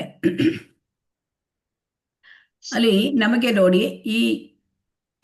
ಇದರಲ್ಲಿ ಆದಿ ಅಂತ್ಯ ಅಸ್ತಿವಾರು ಯಾವುದು ಅರ್ಥ ಮಾಡ್ಕೊಳ್ಳೋಕೆ ಸಾಧ್ಯ ಇಲ್ಲ. ಈ ಭೌತಿಕ ಪ್ರಪಂಚ ಅರ್ಥ ಮಾಡ್ಕೊಳಕ್ ಸಾಧ್ಯ ಇದೆಯಾ ಇದರಲ್ಲಿ? ಇಲ್ಲಿ ಇಲ್ಲ ಆದಿ ಮಾತಾಜಿ. ಯಾವುದು ಅಂತ್ಯ ಯಾವುದು ಏನು ಅರ್ಥ ಆಗುದಿಲ್ಲ. ಹಾಗಾದ್ರೆ ಇದರಿಂದ ಹೊರಗೆ ಬರೋದು ಹೇಗೆ ಅಂತಂದ್ರೆ ನಾವು ಇದನ್ನ ಈ ಮರವನ್ನು ಕತ್ತರಿಸಬೇಕಂತೆ. ಈ ಒಂದು ಭೌತಿಕ ಪ್ರಪಂಚದ ಈ ಮರವನ್ನು ಕತ್ತರಿಸಿದ್ರೆ ನಾವು ಹೊರಗೆ ಬರ್ಬೋದು. ಈ ಮರವನ್ನು ಕತ್ತರಿಸುವುದು ಹೇಗೆ? ಅದಕ್ಕೆ ಇಲ್ಲಿ ಹೇಳ್ತಾ ಇದ್ದಾರೆ, ದೃಢ ಮನಸ್ಸಿನಿಂದ. ನಮ್ಮ ಮನಸ್ಸು ದೃಢ ಇದೆಯಾ ಈಗ? ಹರೇ ಕೃಷ್ಣ, ನಮ್ಮ ಮನಸ್ಸು ದೃಢವಾಗಿದೆಯಾ ಈಗ? ಇಲ್ಲ ಮಾತಾಜಿ, ಚಂಚಲ. ನಮ್ಮ ಮನಸ್ಸು ಚಂಚಲವಾಗಿದೆ ಅಲ್ವಾ? ದೃಢತ್ವ ಬೆಲೆ ನಮಗೆ ಕತ್ತರಿಸ್ಬೇಕು ಅಂತ ಮನಸ್ಸೇ ಬರ್ತಾ ಇಲ್ಲ ಅಲ್ವಾ? ಯಾಕೆಂದ್ರೆ ನಾವು ಇಲ್ಲಿ ತುಂಬಾ ಅಟ್ಯಾಚ್ ಆಗ್ಬಿಟ್ಟಿದ್ದೇವೆ ಅಲ್ವಾ? ಸಣ್ಣ ಸಣ್ಣ ವಸ್ತುಗೂ ನಾವು ನಾವು ನಮ್ಮದು ಅಂತ ಭಾವನೆ ನಮ್ಮ ಹತ್ರ ಇದೆ ಅಲ್ವಾ? ತುಂಬಾ ಆಸಕ್ತಿ ಇದೆ. ಈಗ ಒಂದು ಒಂದು ಮೊಬೈಲ್ ಇದೆ, ಇದು ನನ್ನ ಮೊಬೈಲು ಅಲ್ವಾ? ಇದು ನನ್ನ ಇದು ನನ್ನದು, ಇದು ನನ್ನ ಮನೆ, ಇದು ನನ್ನ ವಸ್ತುಗಳು ಅಲ್ವಾ? ಒಂದು ಯಾವುದೇ ಒಂದು ಸಣ್ಣ ವಸ್ತು ಇದ್ರೂ ಕೂಡ ಇದು ನನ್ನದು, ಇದು ನನ್ನದು ಅಂತ ಆ ತರ ಅಟ್ಯಾಚ್ಮೆಂಟ್ ಇದೆಯೋ ಇಲ್ವೋ? ಇದೆ ಮಾತಾಜಿ, ಇದೆ. ಸೊ ಹಾಗಾಗಿ ಇಲ್ಲಿ ನೋಡಿ, ನಮಗೆ ಮನಸ್ಸು ದೃಢವಾಗಿಲ್ಲ, ಆಮೇಲೆ ನಮಗೆ ಅನಾಸಕ್ತಿಯೂ ಇಲ್ಲ, ಆಸಕ್ತಿ ಇದೆ ಅದರ ಬದಲಾಗಿ. ಹಾಗಾಗಿ ಇಲ್ಲಿ ಏನ್ ಹೇಳ್ತಾ ಇದ್ದಾನೆ ಅಂದ್ರೆ, ಭಗವದ್ಧಾಮಕ್ಕೆ ನಿಮಗೆ ಹೋಗ್ಬೇಕು ಅಂತಂದ್ರೆ ಮನಸ್ಸು ದೃಢವಾಗಿರಬೇಕು, ಅನಾಸಕ್ತಿ ಇರಬೇಕು. ಅನಾಸಕ್ತಿ ಶಸ್ತ್ರ ಹೇಗಿರುತ್ತೆ ಅಂದ್ರೆ, ಈಗ ನೋಡಿ, ಮರವನ್ನು ಕತ್ತರಿಸ್ಬೇಕಾದ್ರೆ ಈ ಕೊಡ್ಲಿ ನೋಡಿದೀರಾ ಅಲ್ವಾ? ಈ ಕೊಡ್ಲಿ, ಮರ ಕತ್ತರಿಸ್ಬೇಕು ಅಂದ್ರೆ ಕೊಡ್ಲಿ ಬೇಕು ಅಲ್ವಾ? ಕೊಡ್ಲಿ ಅಂದ್ರೆ ಇಲ್ಲಿ ಏನ್ ಹೇಳ್ತಾರೆ ಅಂದ್ರೆ, ಅನಾಸಕ್ತಿಯೇ ಇಲ್ಲಿ ಇದು ಕೊಡ್ಲಿ. ಅನಾಸಕ್ತಿ ಕೊಡ್ಲಿಂದ ನಾವು ಕತ್ತರಿಸ್ಬೇಕು. ಸೊ ಹಾಗಾದ್ರೆ ಈ ಅನಾಸಕ್ತಿಯನ್ನ ನಾವು ಬೆಳೆಸ್ಕೊಳ್ಳೋದು ಹೇಗೆ? ನಮಗೆ ಇಷ್ಟೊಂದು ನಮಗೆ ದೃಢವಾದ ಮನಸ್ಸು ಇಲ್ಲ, ನಮಗೆ ಅನಾಸಕ್ತಿಯೂ ಇಲ್ಲ ಅಲ್ವಾ? ಈ ಭಗವಂತ ಏನಂತಾನೆ, ನೀವು ದೃಢವಾದ ಮನಸ್ಸು ಮತ್ತು ಅನಾಸಕ್ತಿ ಎರಡೂ ಬೇಕು ನಿಮಗೆ. ಹಾಗಾದ್ರೆ ಎರಡೂ ಪಡ್ಕೊಳ್ಳೋದು ಹೇಗೆ? ಇದರಿಂದ ಈ ಅನಾಸಕ್ತಿಯ ಖಡ್ಗದಿಂದ ಇದನ್ನ ನಾವು ಅನಾಸಕ್ತಿಯ ಖಡ್ಗದಿಂದ ಕತ್ತರಿಸಿದ್ರೆ ಮಾತ್ರ ಹೋಗ್ಲಿಕ್ಕೆ ಸಾಧ್ಯ. ಸೊ ಇದು ಹೇಗೆ ಸಾಧ್ಯ ಅಂತಂದ್ರೆ, ನಮಗೆ ದೃಢವಾದ ಮನಸ್ಸು ಬೇಕು. ಅದಕ್ಕೆ ನಾವು ಭಗವಂತನ ಬಗ್ಗೆ ಕೇಳಬೇಕಂತೆ, ಶ್ರವಣ. ಭಗವಂತನ ಬಗ್ಗೆ ಶ್ರವಣ ಕೇಳ್ತಾ ಇರಬೇಕು. ಮತ್ತೆ ಎರಡನೇದು, ನಾವು ಭಕ್ತರ ಸಂಘದಲ್ಲಿ ಇರಬೇಕು. ಮತ್ತೆ ಭಗವದ್ಗೀತೆ ಅಂತಹ, ಈ ಶ್ರೀಮದ್ ಭಾಗವತಂ ಅಂತಹ ಧರ್ಮ ಗ್ರಂಥಗಳನ್ನು ಶ್ರವಣ ಮಾಡಿದಾಗ ನಮ್ಮ ಮನಸ್ಸು ದೃಢತೆಗೆ ಬರುತ್ತೆ. ಇಲ್ಲದಿದ್ರೆ ಮನಸ್ಸು ದೃಢ ಆಗೋದಿಲ್ಲ ಅಲ್ವಾ? ಹೌದು ಮಾತಾಜಿ. ಹಾಗೆ ಇಲ್ಲಿ ಏನ್ ಹೇಳ್ತಾರೆ, ಆಮೇಲೆ ಅನಾಸಕ್ತಿ ಬರೋದು ಹೇಗೆ? ಅನಾಸಕ್ತಿ ಬರೋದಕ್ಕೆ ಈ ರೀತಿ ಶ್ರವಣ ಮಾಡಿಕೊಂಡು ಭಕ್ತರ ಸಂಘದಲ್ಲಿ ಇದ್ಕೊಂಡು, ಆಮೇಲೆ ಭಗವದ್ಗೀತೆ ಇಂತಹ ಒಂದು ಅಪೌರುಷೇಯ ಧರ್ಮ ಗ್ರಂಥಗಳ ಮೂಲಕ ಆ ಭಗವಂತನ ಬಗ್ಗೆ ಕೇಳಿದಾಗ ನಮಗೆ ಏನಾಗುತ್ತೆ, ಭಗವಂತನ ಮೇಲೆ ಆಸಕ್ತಿ ಉಂಟಾಗುತ್ತೆ. ಯಾವಾಗ ಭಗವಂತನ ಮೇಲೆ ಆಸಕ್ತಿ ಉಂಟಾಯಿತು, ಆಗ ಆ ಭಗವಂತನಿಗೆ ಶರಣಾದರೆ, ಕೃಷ್ಣನಿಗೆ ಶರಣಾಗದರೆ ನಮಗೆ ಐಹಿಕ ಪ್ರಪಂಚದಿಂದ ತಾನಾಗೆ ಬಿಡುಗಡೆ ಸಿಕ್ಕತ್ತಂತೆ. ಪ್ರಯತ್ನ ಹೆಚ್ಚಿನದು ಬೇಡ, ತಾನಾಗೆ ಈ ಐಹಿಕ ವೃಕ್ಷ ಅದು ಕಳಚಿಕೊಳ್ಳುತ್ತೆ, ಐಹಿಕ ವೃಕ್ಷದಿಂದ ಬಿಡುಗಡೆ ಸಿಕ್ಕತ್ತೆ. ಹಾಗಾಗಿ ಇಲ್ಲಿ ನೋಡಿ, ಕೃಷ್ಣನಿಗೆ ಶರಣಾದರೆ ಭೌತಿಕ ಪ್ರಪಂಚದಿಂದ ತನ್ನಿಂದ ತಾನೇ ಬೇರ್ಪಡುತ್ತಾನೆ. ಅದಕ್ಕೆ ಹೆಚ್ಚಿನ ಪ್ರಯತ್ನ ಬೇಕಾಗೋದಿಲ್ಲ. ಹಾಗಾಗಿ ನಾವು ಯಾವಾಗಲೂ ಭಕ್ತರ ಸಂಘದಲ್ಲಿ ಇರಬೇಕು. ಮತ್ತೆ ಶ್ರವಣ ಆದಷ್ಟು ಹೆಚ್ಚಿನ ಒಂದು ಭಗವಂತನ ಬಗ್ಗೆ ಶ್ರವಣ ಮಾಡಬೇಕು, ಕೇಳಿಸ್ಕೊಳ್ಬೇಕು. ಆಮೇಲೆ ಇಲ್ಲಿ 16ನೇ ಶ್ಲೋಕದಲ್ಲಿ ಭಗವಂತ ಏನ್ ಮಾಡ್ತಾನೆ, ಈಗ ಐಹಿಕ ಪ್ರಪಂಚದ ಬಗ್ಗೆ ನಮಗೆ ವಿವರಣೆಯನ್ನು ತಿಳಿಸಿದ್ದಾನೆ 5ನೇ ಶ್ಲೋಕದವರೆಗೆ. ಈಗ ಆಧ್ಯಾತ್ಮಿಕ ಪ್ರಪಂಚದ ಬಗ್ಗೆ ನಮಗೆ ತಿಳಿಸ್ತಾ ಇದ್ದಾನೆ. ನ ತದ್ಭಾಸಯತೆ ಸೂರ್ಯೋ ನ ಶಶಾಂಕೋ ನ ಪಾವಕಃ ಯದ್ಗತ್ವಾ ನ ನಿವರ್ತಂತೆ ತದ್ಧಾಮ ಪರಮಂ ಮಮ. ಆ ಭಗವಂತನ ಧಾಮದ ಬಗ್ಗೆ ಹೇಳ್ತಾ ಇದ್ದಾನೆ. ಈಗ ನಮಗೆ ಒಂದು ಕಡೆ ಹೋಗ್ಬೇಕು ಅಂತಂದ್ರೆ, ಈಗ ನಾವು ಯಾವುದೋ ಒಂದು ಫಾರಿನ್ ದೇಶಕ್ಕೆ ಹೋಗ್ಬೇಕು ಅಲ್ವಾ, ಅಮೆರಿಕಕ್ಕೆ ಹೋಗ್ಬೇಕು ಅಲ್ವಾ? ಅಮೆರಿಕಕ್ಕೆ ಹೋಗ್ಬೇಕು ಅಂದ್ರೆ ಕೆಲವು ಮಕ್ಕಳು ಅಲ್ಲಿ ಹೋಗಿ ವಿದ್ಯಾಭ್ಯಾಸ ಮಾಡಿ ಅಲ್ಲಿ ಒಂದು ಒಳ್ಳೆಯ ಒಂದು ನೌಕರಿ ತಗೋಬೇಕು, ಒಂದು ಕೆಲಸ ಮಾಡ್ಬೇಕು ಅಂತ ಇಷ್ಟಪಡ್ತಾರೆ ಅಲ್ವಾ? ಹರೇ ಕೃಷ್ಣ. ಅನೇಕ ಮಕ್ಕಳು ಅವ್ರು ಏನ್ ಮಾಡ್ತಾರೆ, ಬಹಳ ಕಷ್ಟಪಟ್ಟು ಓದಿ ಇಂಜಿನಿಯರಿಂಗು ಏನೋ ಮಾಡಿ, ಆಮೇಲೆ ಹೋಗೋಕ್ಕಿಂತ ಮುಂಚೆ ಆ ದೇಶ ಹೇಗಿದೆ, ಅಲ್ಲಿಯ ಹವಾಮಾನ ಯಾವ ತರ, ಅಲ್ಲಿ ಯಾವ ತರ ಕೆಲಸ, ಎಲ್ಲ ಡೀಟೇಲ್ಸ್ ತಿಳ್ಕೊಳ್ತಾರೆ ಅಲ್ವಾ? ಹಾಗೆ ನಮಗೂ ಕೂಡ ಭಗವಂತ ಈಗ ಐಹಿಕ ಪ್ರಪಂಚದ ಬಗ್ಗೆ ನೀವು ಐಹಿಕ ಪ್ರಪಂಚ ದುಃಖಾಲಯ ಅದು ಅಶಾಶ್ವತ. ಅಲ್ಲಿ ಇರ್ತೇವೆ ಅಂತಂದ್ರೂ ಕೂಡ ಅದು ನಾಶವಾಗಿ ಹೋಗ್ತಕ್ಕಂಥದ್ದು. ಹಾಗಾಗಿ ನೀವು ಅಂದ್ರೆ ಶಾಶ್ವತವಾದ ಲೋಕ, ಭಗವಂತನ ಲೋಕ, ಅಲ್ಲಿ ಬನ್ನಿ ಅಂತ ಭಗವಂತ ಹೇಳ್ಬೇಕಾದ್ರೆ ಭಗವಂತನ ಲೋಕದ ಬಗ್ಗೆ ನಮಗೆ ವಿವರಣೆ ಬೇಕಲ್ವಾ? ಭಗವಂತನ ಲೋಕ ಹೇಗಿದೆ, ಯಾವ ತರ, ಆ ವಿವರಣೆ ನಮಗೆ ಯಾರಾದ್ರೂ ಕೊಡ್ಲಿಕ್ಕೆ ಅಲ್ಲಿ ಹೋಗಿ ಬಂದವರು ಇದ್ದಾರಾ? ಅಮೆರಿಕಕ್ಕಾದ್ರೆ ಹೋಗಿ ಬಂದವರು ಇರ್ತಾರೆ, ಅವ್ರ ಹತ್ರ ನಾವು ಖುದ್ದು ಕೇಳ್ಬೋದು ಅಲ್ವಾ? ಆದರೆ ಭಗವಂತನ ಲೋಕಕ್ಕೆ ಹೋಗಿ ಬಂದವರು ಇದ್ದಾರಾ? ಹೋಗಿ ಬಂದವರು ಇಲ್ಲ ಅಲ್ವಾ? ಅಲ್ಲಿ ಹೋದವರು ತಿರುಗಿ ಬರೋದಿಲ್ಲ. ಸೊ ಹಾಗಾಗಿ ಈ ಭಗವಂತನ ಲೋಕದ ಬಗ್ಗೆ ವಿವರಣೆಯನ್ನ ಭಗವಂತನೇ ಕೊಡ್ತಾ ಇದ್ದಾನೆ. ಅಲ್ಲಿ ಏನ್ ಹೇಳ್ತಾ ಇದ್ದಾನೆ? ನ ತದ್ಭಾಸಯತೆ ಸೂರ್ಯೋ ನ ಶಶಾಂಕೋ ನ ಪಾವಕಃ. ಆ ಭಗವಂತನ ಲೋಕದಲ್ಲಿ ಅಲ್ಲಿ ಎಷ್ಟು ಪ್ರಭೆ ಇದೆ ಅಂತಂದ್ರೆ, ಅಲ್ಲಿ ಸೂರ್ಯ ಚಂದ್ರ ಅವರ ಅವಶ್ಯಕತೆ ಇಲ್ಲ. ಅಲ್ಲಿ ಸೂರ್ಯ ಬೇಕಾಗಿಲ್ಲ, ಚಂದ್ರ ಬೇಕಾಗ್ಲಿಲ್ಲ, ಅಲ್ಲಿ ವಿದ್ಯುತ್ ಶಕ್ತಿ ಬೇಕಾಗ್ಲಿಲ್ಲ ಅಲ್ವಾ? ಸೊ ಅಲ್ಲಿ ವಿದ್ಯುತ್ ಶಕ್ತಿ ಹಾಗಾದ್ರೆ ಅಲ್ಲಿ ಪ್ರಭೆ ಏನಿದೆ? ಅಲ್ಲಿ ಭಗವಂತನ ಪ್ರಭೆ, ಉಜ್ವಲವಾದ ಪ್ರಭೆ, ಆ ಭಗವಂತನ ದೇಹದಿಂದ ಪ್ರಭೆ ಉಂಟಾಗುತ್ತೆ. ಆ ಪ್ರಭೆ ಬ್ರಹ್ಮಜ್ಯೋತಿಯ ಕಿರಣಗಳು, ಅದರಿಂದ ಅಲ್ಲಿ ಯಾವಾಗಲೂ ಬೆಳಕು, ಅಲ್ಲಿ ಕತ್ತಲೆ ಹೇಳೋದು ಅಲ್ಲಿ ಇಲ್ಲ. ಆದರೆ ಈಗ ನಮ್ಮ ಬ್ರಹ್ಮ ಸಮಿತಿಯಲ್ಲಿ ಕೂಡ ಇದನ್ನ ಚೆನ್ನಾಗಿ ಈ ಲೋಕದ ಇಲ್ಲಿ ಏನೇನಿದೆ ಅಂತ ನಾವು ನಮಗೆ ತಿಳಿಸ್ತಾರೆ. ಅದಕ್ಕಿಂತ ಮುಂಚೆ ನೋಡೋಣ. ಈಗ ನಮಗೆ ಇಲ್ಲಿ ನಾವು ನೋಡಿದ್ದೇವೆ, ಇದು ಕತ್ತಲು ತುಂಬಿದ ಬ್ರಹ್ಮಾಂಡ ಏನಾಗಿದೆ, ಇದು ಐಕ ಪ್ರಪಂಚ, ಇದು ಕತ್ತಲು ತುಂಬಿದೆ. ಇಲ್ಲಿ ಸ್ವಯಂ ಪ್ರಭೆ ಯಾವುದೂ ಇಲ್ಲ. ಇಲ್ಲಿ ಸೂರ್ಯ ಮತ್ತು ಚಂದ್ರನ ನಮಗೆ ಕೊಟ್ಟಿದ್ದಾರೆ ಅಲ್ವಾ? ಸೂರ್ಯ ಇಲ್ಲದಿದ್ರೆ, ನಮಗೆ ವಿದ್ಯುತ್ ಶಕ್ತಿ ಇಲ್ಲದಿದ್ರೆ ನಮಗೆ ಬೆಳಕಿದೆಯಾ? ಹರೇ ಕೃಷ್ಣ. ಇಲ್ಲ ಮಾತಾಜಿ. ಇಲ್ಲ ಮಾತಾಜಿ. ಆದ್ರೆ ಭಗವಂತನ ಲೋಕ ಹಾಗಲ್ಲ. ಭಗವಂತನ ಲೋಕದಲ್ಲಿ ಸೂರ್ಯ ಚಂದ್ರ ಅವರ ವಿದ್ಯುತ್ ಶಕ್ತಿ ಅವಶ್ಯಕತೆ ಇಲ್ಲ. ಸೊ ಹಾಗಾಗಿ ಇಲ್ಲಿ ಹೇಗಿದೆ ಹಾಗಾದ್ರೆ? ಅಲ್ಲಿ ಚಿಂತಾಮಣಿಯಿಂದ ಕೂಡಿದ ಚಿಂತಾಮಣಿ ಕಲ್ಲಿರ್ತದೆ. ಆ ಕಲ್ಲಿನಿಂದ ಕಲ್ಲು ಮುಟ್ಟಿದ್ರೆ ಚಿನ್ನ ಆಗತ್ತಂತೆ, ಅಂತಹ ಅರಮನೆಗಳು ಇದೆ ಅಲ್ಲಿ. ಆಮೇಲೆ ಅಲ್ಲಿ ಸುರಭಿ ಹಸುಗಳು ಏನ್ ಮಾಡ್ತದೆ, ಅಷ್ಟೊಂದು ಹಾಲು ಕೊಡ್ತದೆ ಅಂದ್ರೆ ನೆಲೆ ಕೂಡ ಹಾಲಿನಿಂದ ಒದ್ದೆ ಆಗ್ಬಿಡ್ತದೆ ಅಂತೆ. ಅಲ್ಲಿ ಕಲ್ಪ ವೃಕ್ಷಗಳು, ನಮಗೆ ಏನ್ ಬೇಕೋ ಅದನ್ನ ಬಯಸಿದ್ದನ್ನು ಕೊಡುವ ಕಲ್ಪ ವೃಕ್ಷಗಳಿವೆ. ಮತ್ತೆ ಅಲ್ಲಿ ಲಕ್ಷ್ಮಿ ಅವರು ಅನೇಕ ಜನ ಲಕ್ಷ್ಮಿಯರು ಭಗವಂತನಿಗೆ ಸೇವೆ ಮಾಡ್ಲಿಕ್ಕಾಗಿ ಕ್ಯೂ ನಿಂತ್ಕೊಳ್ತಾರಂತೆ, ಕ್ಯೂ ನಿಂತಿದ್ದಾರೆ. ಸಾಕ ಒಂದು ಲಕ್ಷ್ಮಿ ಇದೆ ಅಂತಂದ್ರೆ ತುಂಬಾ ಎಷ್ಟು ಸಿರಿ ಸಂಪತ್ತು ಇರುತ್ತದೆ. ಭಗವಂತನ ಲೋಕ ಅದು ಆ ಒಂದು ಷಡೈಶ್ವರ್ಯ, ಅದು 6 ಸಿರಿಗಳಿಂದ ತುಂಬಿ ಹೋಗಿದೆ. ಸೊ ಹಾಗಾಗಿ ಭಗವಂತನ ಲೋಕಕ್ಕೆ ಹಾಗಾದ್ರೆ ಈ ಲೋಕದ ವರ್ಣನೆಯನ್ನು ಬ್ರಹ್ಮ ಸಮಿತಿಯಲ್ಲಿ ಹೇಳಿದ್ದಾರೆ. ಚಿಂತಾಮಣಿ ಪ್ರಕರ ಸದ್ಮ ಸುಕಲ್ಪ ವೃಕ್ಷ ಲಕ್ಷಾವೃತೇಶು ಸುರಭೀರ್ ಅವಿಪಾಲಯಂತಂ ಲಕ್ಷ್ಮೀ ಸಹಸ್ರಶತ ಸಂಭ್ರಮ ಸೇವ್ಯಮಾನಂ ಗೋವಿಂದಮಾದಿ ಪುರುಷಂ ತಮಹಂ ಭಜಾಮಿ. ಅಂತಹ ಒಂದು ಎಲ್ಲ ವಿವರಣೆಯನ್ನು ಕೂಡ ಭಗವಂತ ಆ ಲೋಕದ ವಿವರಣೆಯನ್ನ ಬ್ರಹ್ಮ ಹೇಳಿದಾನೆ. ಯಾಕೆಂದ್ರೆ ಬ್ರಹ್ಮ ಅಲ್ಲಿ ನೋಡಿ ಹೇಳ್ತಾನಂತೆ. ಹಾಗೆ ಆಮೇಲೆ ಇಲ್ಲಿ ಆ ಲೋಕದಲ್ಲಿ, ಭಗವಂತನ ಲೋಕದಲ್ಲಿ ಇಲ್ಲಿ ಏನಾಗತ್ತೆ ಅಂತಂದ್ರೆ, ಅಲ್ಲಿ ಭಗವಂತನ ಲೋಕಕ್ಕೆ ಹೋಗ್ಲಿಕ್ಕೆ ಯಾವುದೇ ಒಂದು ಏನಾದ್ರೂ ಸ್ಪೇಸ್ ಕ್ರಾಫ್ಟ್ ಏನಾದ್ರೂ ಇದೆಯಾ ಭಗವಂತನ ಲೋಕಕ್ಕೆ ಹೋಗ್ಲಿಕ್ಕೆ? ಆಯ್ತು, ನಾನೊಂದು ರಾಕೆಟ್ ಅಲ್ಲಿ ಹತ್ಕೊಂಡು ಹೋಗ್ಬಿಡ್ತೇನೆ, ಭಗವಂತನ ಲೋಕಕ್ಕೆ ಹೋಗೋಣ, ನನ್ನ ಹತ್ರ ತುಂಬಾ ಶ್ರೀಮಂತಿಕೆ ಇದೆ. ಸಾಧ್ಯ ಇಲ್ಲ. ಭಗವಂತನ ಲೋಕಕ್ಕೆ ಹೋಗ್ಲಿಕ್ಕೆ ಒಂದೇ ಒಂದು ಉಪಾಯ ಅಂದ್ರೆ ಅದು ಭಕ್ತಿ ಸೇವೆ. ಈ ಭಕ್ತಿ ಸೇವೆಯಿಂದ ಮಾತ್ರ, ನೋಡಿ ಇಲ್ಲಿ ನಮ್ಗೆ ತೋರಿಸಿದ್ದಾರೆ, ಭಕ್ತಿ ಸೇವೆಯಿಂದ ಮಾತ್ರ ಭಗವಂತನ ಲೋಕಕ್ಕೆ ಹೋಗ್ಲಿಕ್ಕೆ ಸಾಧ್ಯ. ಸೊ ಅದರಲ್ಲಿ ಈ ಹರೇ ಕೃಷ್ಣ ಮಹಾಮಂತ್ರ, ಸೊ ಈ ಹರೇ ಕೃಷ್ಣ ಮಹಾಮಂತ್ರ ನಮಗೆ ಇದನ್ನ ಈ ಒಂದು ಭೌತಿಕ ಪ್ರಪಂಚದ ನಮ್ಗೆ ಬಿಡುಗಡೆ ಮಾಡ್ಲಿಕ್ಕೆ ಆ ಒಂದು ಕಲಿಯುಗದಲ್ಲಿ ಅದೇ ಆತ್ಮ ಸಾಕ್ಷಾತ್ಕಾರದ ಮಾರ್ಗ. ಅದು ಬಿಟ್ರೆ ಬೇರೆ ಗತಿ ಇಲ್ಲ ಅಂತ 3 ಸಾರಿ ಹೇಳಿದ್ದಾರೆ. ಹರೇರ್ ನಾಮೈವ ಕೇವಲಂ ಕಲವು ನಾಸ್ತಿ ಏವ ನಾಸ್ತಿ ಗತಿರನ್ಯತ. ಯಾಕೆಂದ್ರೆ ಈ ಭೌತಿಕ ಪ್ರಪಂಚ ಶಾಶ್ವತ ಅಲ್ಲ, ಅದಕ್ಕೆ ನಾವು ಶಾಶ್ವತವಾದದ್ದನ್ನ ಹುಡುಕ್ಲಿಕ್ಕೆ ನೋಡ್ತೇವೆ. ಈಗ ಹೇಗೆ ಕೇಳಿದ್ರೆ, ಈಗ ನಾವು ಬಾಡಿಗೆ ಮನೇಲಿ ಇದ್ರೆ ನಾವು ಅಲ್ಲಿ ಕಿರಿಕಿರಿ ಆಗತ್ತೆ ಅಲ್ವಾ ನಮ್ಗೆ? ನಾವು ಸ್ವಂತ ಮನೆ ಮಾಡ್ಬೇಕು ಅಂತ ಯೋಚನೆ ಮಾಡ್ತೇವೋ ಇಲ್ವೋ? ಹರೇ ಕೃಷ್ಣ. ಹೌದು ಮಾತಾಜಿ. ಹಾಗೆ ನಾವು ಕೂಡ ಭೌತಿಕ ಪ್ರಪಂಚ ಅಶಾಶ್ವತವಾದದ್ದು.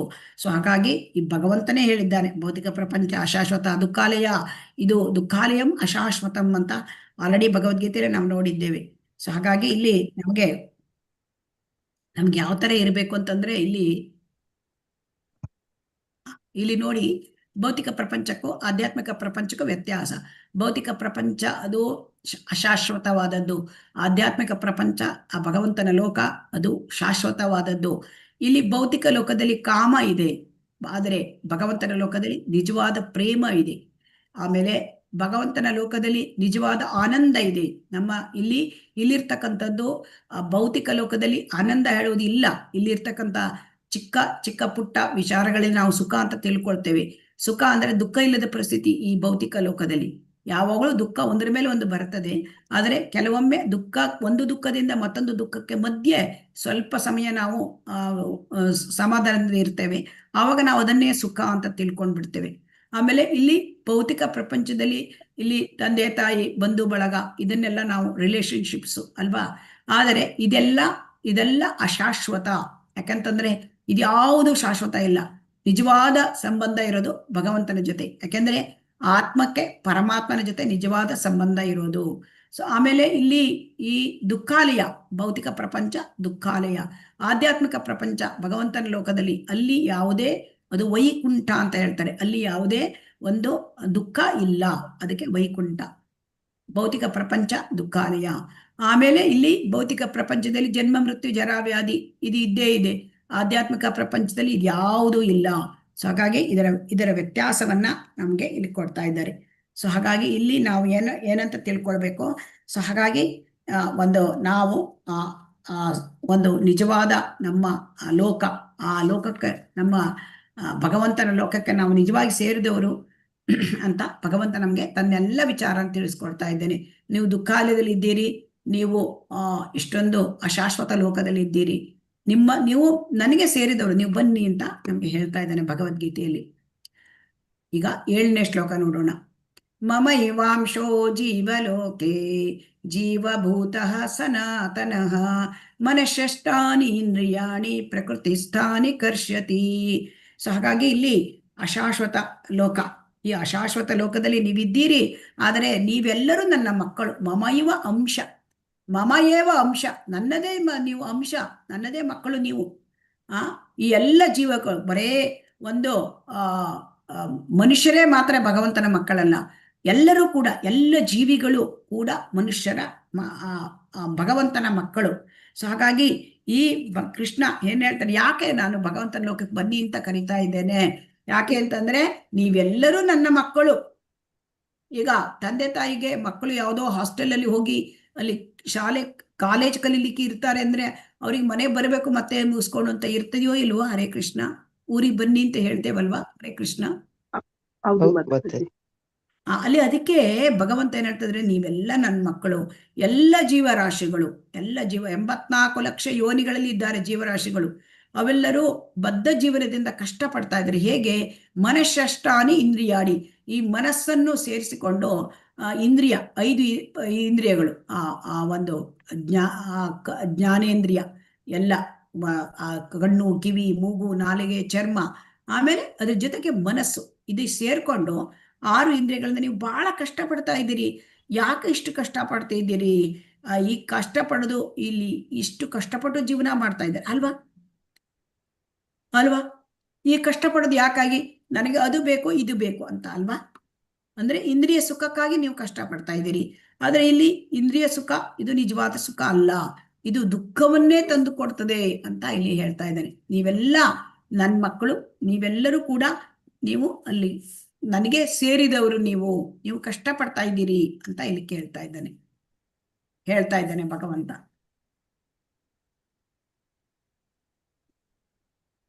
ಈಗ ಈ ಶ್ಲೋಕದಲ್ಲಿ ಏನ್ ಹೇಳ್ತಾರೆ, ಪ್ರಸರಣ ಕ್ರಿಯೆ ಅಂದ್ರೆ, ಈಗ ನಾವು ಭೌತಿಕ ಪ್ರಪಂಚದಲ್ಲಿ ಇದ್ದಾಗ ನಮಗೆ ನಮ್ಮ ದೇಹಕ್ಕೆ ಸಾವು ಬರುತ್ತೆ, ದೇಹ ನಾಶವಾಗುತ್ತೆ ಅಲ್ವಾ? ಆ ದೇಹ ನಾಶ ಆದಾಗ ಆತ್ಮ ಶಾಶ್ವತ. ಆದರೆ ಆತ್ಮ ಒಂದು ದೇಹದಿಂದ ಇನ್ನೊಂದು ದೇಹಕ್ಕೆ ಹೇಗೆ ಹೋಗುತ್ತದೆ, ಇದನ್ನೇ ಇಲ್ಲಿ ಪ್ರಸರಣ ಕ್ರಿಯೆ, ಟ್ರಾನ್ಸ್ಮೈಗ್ರೇಷನ್ ಅಂತ ಹೇಳ್ತಾರೆ. ಇದಕ್ಕೆ ಏನ್ ಹೇಳ್ತಾನೆ ಭಗವಂತ, ಶರೀರಂ ಯದ್ ಅವಾಪ್ನೋತಿ ಯಚ್ಚಾಪ್ಯುತ್ಕ್ರಾಮತೀಶ್ವರಃ ಗೃಹೀತ್ವೈತಾನಿ ಸಂಯಾತಿ ವಾಯುರ್ಗಂಧಾನಿ ವಾಶಯತ್. ಕಾಣ್ತಾ ಇದೆಯಾ ಇಲ್ಲಿ ಹಾಗೆ ಆತ್ಮವನ್ನು ಹೇಗೆ ತಕೊಂಡು ಹೋಗ್ತದೆ ಅಂತ? ಹರೇ ಕೃಷ್ಣ. ಹೌದು ಮಾತಾಜಿ. ಕಾಣ್ತಾ ಇದೆ ಮಾತಾಜಿ. ಆತ್ಮ ಇದು ಆತ್ಮವನ್ನ ಇಲ್ಲಿ ನೋಡಿ, ನಮಗೆ ಗಾಳಿಯು ಗಂಧವನ್ನು ಒಯ್ಯುವಂತೆ ಐಕ ಜಗತ್ತಿನಲ್ಲಿ ಜೀವಿಯು ತನ್ನ ಜೀವನದ ವಿವಿಧ ಕಲ್ಪನೆಗಳನ್ನು ಒಂದು ದೇಹದಿಂದ ಇನ್ನೊಂದು ದೇಹಕ್ಕೆ ಒಯ್ಯುತ್ತಾನೆ. ಈಗ ಗಾಳಿ, ಈ ಗಾಳಿ ಹೇಳೋದು ಸುಗಂಧವನ್ನು ಒಯ್ಯುತ್ತೆ, ದುರ್ಗಂಧವನ್ನು ಒಯ್ಯುತ್ತೆ ಅಲ್ವಾ? ಹೌದು ಹೌದು ಮಾತಾಜಿ. ಗಾಳಿ ಒಯ್ಯುತ್ತೆ. ಸೊ ಹಾಗಾಗಿ ಅದೇ ತರಹ ಮನುಷ್ಯನ ಜೀವಿಗಳ ಆತ್ಮ ಅದೇನಾಗುತ್ತೆ, ಅದು ಸಾವಿನ ನಂತರ ಆ ಆತ್ಮವು ಆ ಸೂಕ್ಷ್ಮ ಶರೀರದ ಜೊತೆ ಅದು ಮತ್ತೊಂದು ದೇಹಕ್ಕೆ ಹೋಗುತ್ತದೆ. ಅಲ್ಲಿ ಹೇಗೆ ಹೋಗುತ್ತದೆ ಅಂತ ನೋಡೋಣ. ಸೊ ಜೀವಾತ್ಮರು ಕೂಡ ಸಾವಿನ ನಂತರ ತಮ್ಮ ದೇಹವನ್ನು ತಮ್ಮ ಆತ್ಮವನ್ನು ಆ ಸೂಕ್ಷ್ಮ ಶರೀರದ ಮೂಲಕ ಮತ್ತೊಂದು ದೇಹಕ್ಕೆ ಹೋಗ್ತಾರೆ. ಅದು ಹೇಗೆ ಅಂತಂದ್ರೆ, ಯಾವ ದೇಹ ಸಿಕ್ಕತ್ತೆ, 84 ಲಕ್ಷ ಯೋನಿಯನ್ನ ನಾವಿಲ್ಲಿ ನೋಡ್ತಾ ಇದ್ದೇವೆ. 84 ಲಕ್ಷ ಯೋನಿಯಲ್ಲಿ ಯಾವ ಶರೀರ ಕೂಡ ಸಿಕ್ಬಹುದು. ಈಗ ಯಾವ ಶರೀರ ಸಿಕ್ಕತ್ತೆ, ಅದು ನಮ್ಮ ಕರ್ಮಣ ದೈವ ನೇತ್ರೇಣ, ನಾವು ಯಾವ ಕರ್ಮ ಮಾಡಿದ್ವೋ ಆ ಕರ್ಮದ ಪ್ರಕಾರ ನಮಗೆ ದೇಹ ಸಿಕ್ಕತ್ತೆ. ಸೊ ಈ ದೇಹ ಅದು ಮತ್ತೆ ಸಾವಿನ ಸಮಯದಲ್ಲಿ ನಮ್ಮ ಪ್ರಜ್ಞೆ ಏನಿರುತ್ತೆ ಅದರ ಮೇಲೆ ಭಗವಂತ ನಿರ್ಣಯ ಮಾಡ್ತಾನೆ, ನಮಗೆ ಯಾವ ಶರೀರ ಅಂತ ನಿರ್ಣಯ ಆದಾಗ ಈ ಆತ್ಮ ತನ್ನೆಲ್ಲ ಈ ಎಲ್ಲ ಒಂದು ಇದನ್ನ ತಕೊಂಡು ಹೋಗ್ತದೆ. ಎಲ್ಲಿಗೆ? ಈ ಒಂದು ಜೀವನದಲ್ಲಿ ಏನೇನು ಕಲ್ಪನೆ ಇತ್ತು ಅದಕ್ಕೆ ಆಶೆ ಅದನ್ನೆಲ್ಲ ತಕೊಂಡು ಆತ್ಮ ಎಲ್ಲಿ ಹೋಗುತ್ತೆ ನೋಡಿ, ಆತ್ಮ ಹೋಗುತ್ತಾ ಇದೆ. ಆತ್ಮ ಅದನ್ನ ತಗೊಂಡು ಸೂಕ್ಷ್ಮ ಶರೀರ ಮತ್ತೊಂದು ಜೀವಿಯ ಒಳಗೆ ಇಡ್ತಾರೆ. ಮತ್ತೊಂದು ಜೀವಿಯ ಶರೀರ ಅಂದ್ರೆ ಮತ್ತೊಂದು ಶರೀರ ಅದ್ರೊಳಗೆ ಇಟ್ಬಿಡ್ತಾರೆ. ಈಗ ನಾವು ಒಂದು ಮೊಬೈಲನ್ನು ಮತ್ತೊಂದು ಮೊಬೈಲಿಗೆ ಚೇಂಜ್ ಮಾಡಿದ್ರೆ ಅದರಲ್ಲಿದ್ದ ಸಿಮ್ ಕಾರ್ಡ್ ತೆಗೆದು ಹಾಕ್ತೇವಲ್ವಾ? ಹರೇ ಕೃಷ್ಣ. ಹೌದು ಮಾತಾಜಿ. ಹೌದು ಮಾತಾಜಿ. ಹಾಗೆ ಈ ಆತ್ಮವನ್ನ ತೆಗೆದು ಅದಕ್ಕೆ ಯಾವ ಶರೀರ ಸಿಕ್ಬೇಕು, ಈ ಆತ್ಮಕ್ಕೆ ಯಾವ ಶರೀರ ಸಿಕ್ಬೇಕು, ಅದು ಡಿಸೈಡ್ ಆದ್ಮೇಲೆ ಸಾವು ಬರುತ್ತಂತೆ. ಆತ್ಮಕ್ಕೆ ಯಾವ ಶರೀರ, ಅಲ್ಲಿ ಈ ಕರ್ಮ ಎಲ್ಲ ಮುಗೀತು ಈ ಜೀವನದಲ್ಲಿಂದಾಗ ಆವಾಗ ಏನಾಗುತ್ತೆ ಅಂದ್ರೆ ಮತ್ತೊಂದು ದೇಹ ಸಿಗಬೇಕು, ಆಗ ಅಲ್ಲಿ ಸಾವು ಬರುತ್ತೆ. ಅಲ್ಲಿಗೆ ತಕೊಂಡೋಗಿ ಮತ್ತೊಂದು ಶರೀರಕ್ಕೆ ಭಗವಂತ ಈ ಶರೀರ ಕೊಡು ಅಂತ ಆರ್ಡರ್ ಮಾಡ್ತಾನೆ ಭಗವಂತ. ಸೊ ಇದಕ್ಕೆಲ್ಲ ತುಂಬಾ ಡೀಟೇಲ್ಡ್ ಸ್ಟಡೀಸ್ ಇರುತ್ತೆ. ಸೊ ಹಾಗಾಗಿ ನಾವು ತಿಳ್ಕೊಳ್ಬೇಕು, ನಾವು ಯಾವ ತರ ಶರೀರ ಮುಂದೆ ಪಡ್ಕೊಳ್ತೇವೆ, ಅದು ಯಾವ ತರ ನಾವೀಗ ಜೀವನ ಮಾಡ್ತಾ ಇದ್ದೇವೆ, ಯಾವ ತರ ಕರ್ಮ ಮಾಡ್ತಾ ಇದ್ದೇವೆ, ಯಾವ ಗುಣದಲ್ಲಿ ನಾವಿದ್ದೇವೆ, ಅದರ ಮೇಲೆ ಅದು ಏನಾಗುತ್ತೆ, ಅವಲಂಬಿತ ಆಗಿದೆ. ಈಗ ನೋಡಿ, ಇಲ್ಲಿ ನಿಂದ ಹೇಳ್ತಾನೆ, ಶ್ರೋತ್ರಂ ಚಕ್ಷುಃ ಸ್ಪರ್ಶನಂ ಚ ರಸನಂ ಘ್ರಾಣಮೇವ ಚ ಅಧಿಷ್ಠಾಯ ಮನಶ್ಚಾಯಂ ವಿಷಯಾನ್ ಉಪಸೇವತೆ. ಇಲ್ಲಿ ನೋಡಿ,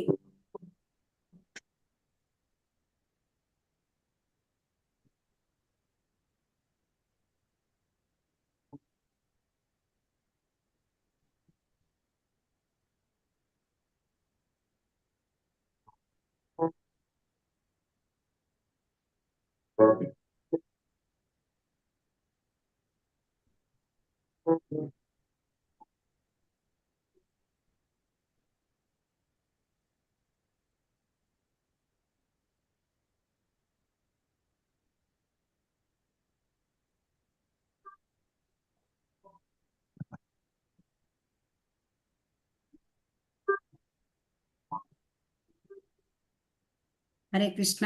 ಸೊ ಹಾಗಾಗಿ ಈಗ ಒಂದು ದೇಹದಿಂದ ಇನ್ನೊಂದು ದೇಹಕ್ಕೆ ಏನಾಯ್ತು, ಯಾವ ದೇಹ ಕೊಡೋದು ಇದು ಭಗವಂತ ನಿರ್ಣಯ ಮಾಡಿದ ಮೇಲೆ ನಮ್ಮ ಪಕ್ಷಪಾತಿ ಅಲ್ಲ ಭಗವಂತ, ಅವರವರ ಕರ್ಮಾನುಸಾರ ಅದು ದೇಹ ನಿರ್ಣಯ ಆಗುತ್ತೆ. ಆ ದೇಹದೊಳಗೆ ಆತ್ಮ ಹೋಗುತ್ತೆ. ಅವಾಗ ಇಲ್ಲಿ ನಾವು ನೋಡಿದ್ದೇವೆ, ಇಲ್ಲಿ ಆ ಆತ್ಮ ಆನೆ ಶರೀರದೊಳಗೆ ಹೋಯ್ತು ಅಂದ್ರೆ ಆನೆ ತರನೇ ಬಿಹೇವ್ ಮಾಡಬೇಕು. ಈಗ ನಮಗೆ ನಾಯಿ ದೇಹ ಸಿಕ್ಕತ್ತೆ ಅಂದ್ರೆ ನಮ್ಮ ಆತ್ಮ ಅಲ್ಲಿ ನಾಯಿದೊಳಗೆ ಹೋದ್ರೆ ನಾವು ಏನು ಮಾಡೋಕ್ಕೆ ಸಾಧ್ಯ ಇಲ್ಲ. ನಾಯಿ ಏನು ಮಾಡ್ತದೆ ಅದನ್ನ ನಾವು ಮಾಡಲೇಬೇಕು. ನಮಗೆ ಹಂದಿ ಶರೀರ ಸಿಕ್ಕತ್ತೆ ಅಂದ್ರೆ ಹಂದಿ ಒಳಗೆ ನಮ್ಮ ಆತ್ಮ, ಶರೀರದೊಳಗೆ ನಮ್ಮ ಆತ್ಮ ಇಡ್ತಾರೆ, ಅವಾಗ ಹಂದಿ ಮಾಡದಂತೆ ಮಾಡಬೇಕು. ಅವಾಗ ನಮಗೆ ಏನು ಮಾಡ್ಲಿಕ್ಕೆ ನಮ್ಮ ಹತ್ರ ಸಾಧ್ಯ ಇಲ್ಲ. ಸೊ ಒಂದು ನಿರ್ದಿಷ್ಟ ಜೀವಿಯು ಹೀಗೆ ಇನ್ನೊಂದು ಜಡದೇಹವನ್ನು ಪಡೆಯುತ್ತಾನೆ. ಒಂದು ನಿರ್ದಿಷ್ಟ ಬಗೆಯ ಕಣ್ಣು, ಕಿವಿ, ನಾಲಿಗೆ, ಮೂಗು, ಸ್ಪರ್ಶೇಂದ್ರಿಯಗಳನ್ನ ಪಡೆಯುತ್ತಾನೆ. ಅಂದ್ರೆ ಈ 5 ಇಂದ್ರಿಯಗಳು ಇದನ್ನ ಪಡ್ಕೊಳ್ತಾನೆ ಅವನು ಮತ್ತೊಂದು ಶರೀರಕ್ಕೆ ಹೋದಾಗ ಅಲ್ವಾ. ನಾಯಿಗೆ ಅಥವಾ ಆನೆಗೆ ಅವಕ್ಕೆಲ್ಲರಿಗೂ ಕೂಡ ಕಣ್ಣು, ಕಿವಿ, ನಾಲಿಗೆ, ಮೂಗು, ಚರ್ಮ ಇದೆಯೋ ಇಲ್ವೋ? ಇದೆ. ಅವನಿಗೆ ಮನುಷ್ಯ ಇದೇ ತರ ದೇವತೆಗಳ ಶರೀರ ಕೂಡ ಸಿಕ್ಬೋದು. ಅವರವರ ಕರ್ಮಾನುಸಾರ ಹೀಗೆ ಅವನು ಒಂದು ಈ ತರ ಮಾಡ್ತಾನೆ. ಸೊ ಅದಕ್ಕೆ ಇಲ್ಲಿ ಭಗವದ್ಗೀತೆ ಏನ್ ಹೇಳ್ತದೆ, ಸೊ ನೀನು ಕರ್ಮ ಮಾಡ್ತೀಯ, ಸೊ ಹಾಗಾದ್ರೆ ಯಾಕೆ ಪ್ರಾಣಿ ಜನ್ಮಕ್ಕೆ ಮತ್ತೆ ಹೋಗ್ಬೇಕು ಅಲ್ವಾ? ಅಥವಾ ಯಾಕೆ ನರಕಲೋಕಕ್ಕೆ ಹೋಗ್ಬೇಕು, ಯಾಕೆ ಸ್ವರ್ಗಲೋಕಕ್ಕೆ ಹೋಗ್ಬೇಕು? ಇವೆಲ್ಲ ಅಶಾಶ್ವತ. ನೀನು ಬ್ರಹ್ಮಲೋಕಕ್ಕೆ ಹೋದ್ರೂ ಕೂಡ ನಿನಗೆ ಮತ್ತೆ ಹಿಂದೆ ನನಗೆ ಸಾವು ಇದೆ, ಜನ್ಮ ಮೃತ್ಯು ಜರಾವ್ಯಾಧಿ ಇದೆ. ಸೊ ಅದಕ್ಕೆ ಏನು ನಾವು ಈ ಜಗತ್ತಿನಿಂದ ಪಾರಾಗಬೇಕು ಅಂತ ಹೇಳ್ತಾರೆ. ಯಾಕೆಂದ್ರೆ ನಾಯಿ ಜನ್ಮ ಪಡೆದು ಹಂದಿ ಜನ್ಮ ಪಡೆದು ನಮಗೆ ಹರೇ ಕೃಷ್ಣ ಮಂತ್ರ ಹೇಳಿಕ್ ಆಗೋದಿಲ್ಲ, ನಮಗೆ ಭಗವದ್ಗೀತೆ ಭಾಗವತನ ಕೇಳೋಕ್ಕಾಗಲ್ಲ. ಸೊ ಅದರಿಂದ ನೀವು ಆ ನಿಮ್ಗೆ ಈಜಲಿಕ್ಕೆ ಇಷ್ಟ ಆದ್ರೆ ನಿಮ್ಗೆ ಮೀನು ಜನ್ಮ ಕೂಡ ಸಿಗ್ಬೋದು. ಪಕ್ಷಿ ನಮಗೆ ಹಾರಾಡ್ಲಿಕ್ಕೆ ಇಷ್ಟ ಇದ್ರೆ ಪಕ್ಷಿ ಜನ್ಮ ಕೂಡ ಸಿಗ್ಬೋದು. ನಮ್ಮ ಇಚ್ಛಾನುಸಾರ, ನಮ್ಮ ಕರ್ಮಾನುಸಾರ ಸಿಕ್ಕತ್ತೆ. ಮಾಂಸ ತಿನ್ನೋ ಇಚ್ಛೆ ಇದ್ರೆ ಸಿಂಹದ ಶರೀರ ಕೂಡ ಸಿಗ್ಬೋದು. ಸೊ ಅದೆಲ್ಲ ತಕೊಂಡು ನಮ್ಗೆ ಮತ್ತೆ ಹಿಂದೆ ನಾವು ಇದೇ ಐಕ ಪ್ರಪಂಚದಲ್ಲೇ ತೊಳಲಾಡ್ತೇವೆ ಅಲ್ವಾ? ಹೌದು ಹೌದು ಮಾತಾಜಿ. ಅಲ್ವಾ?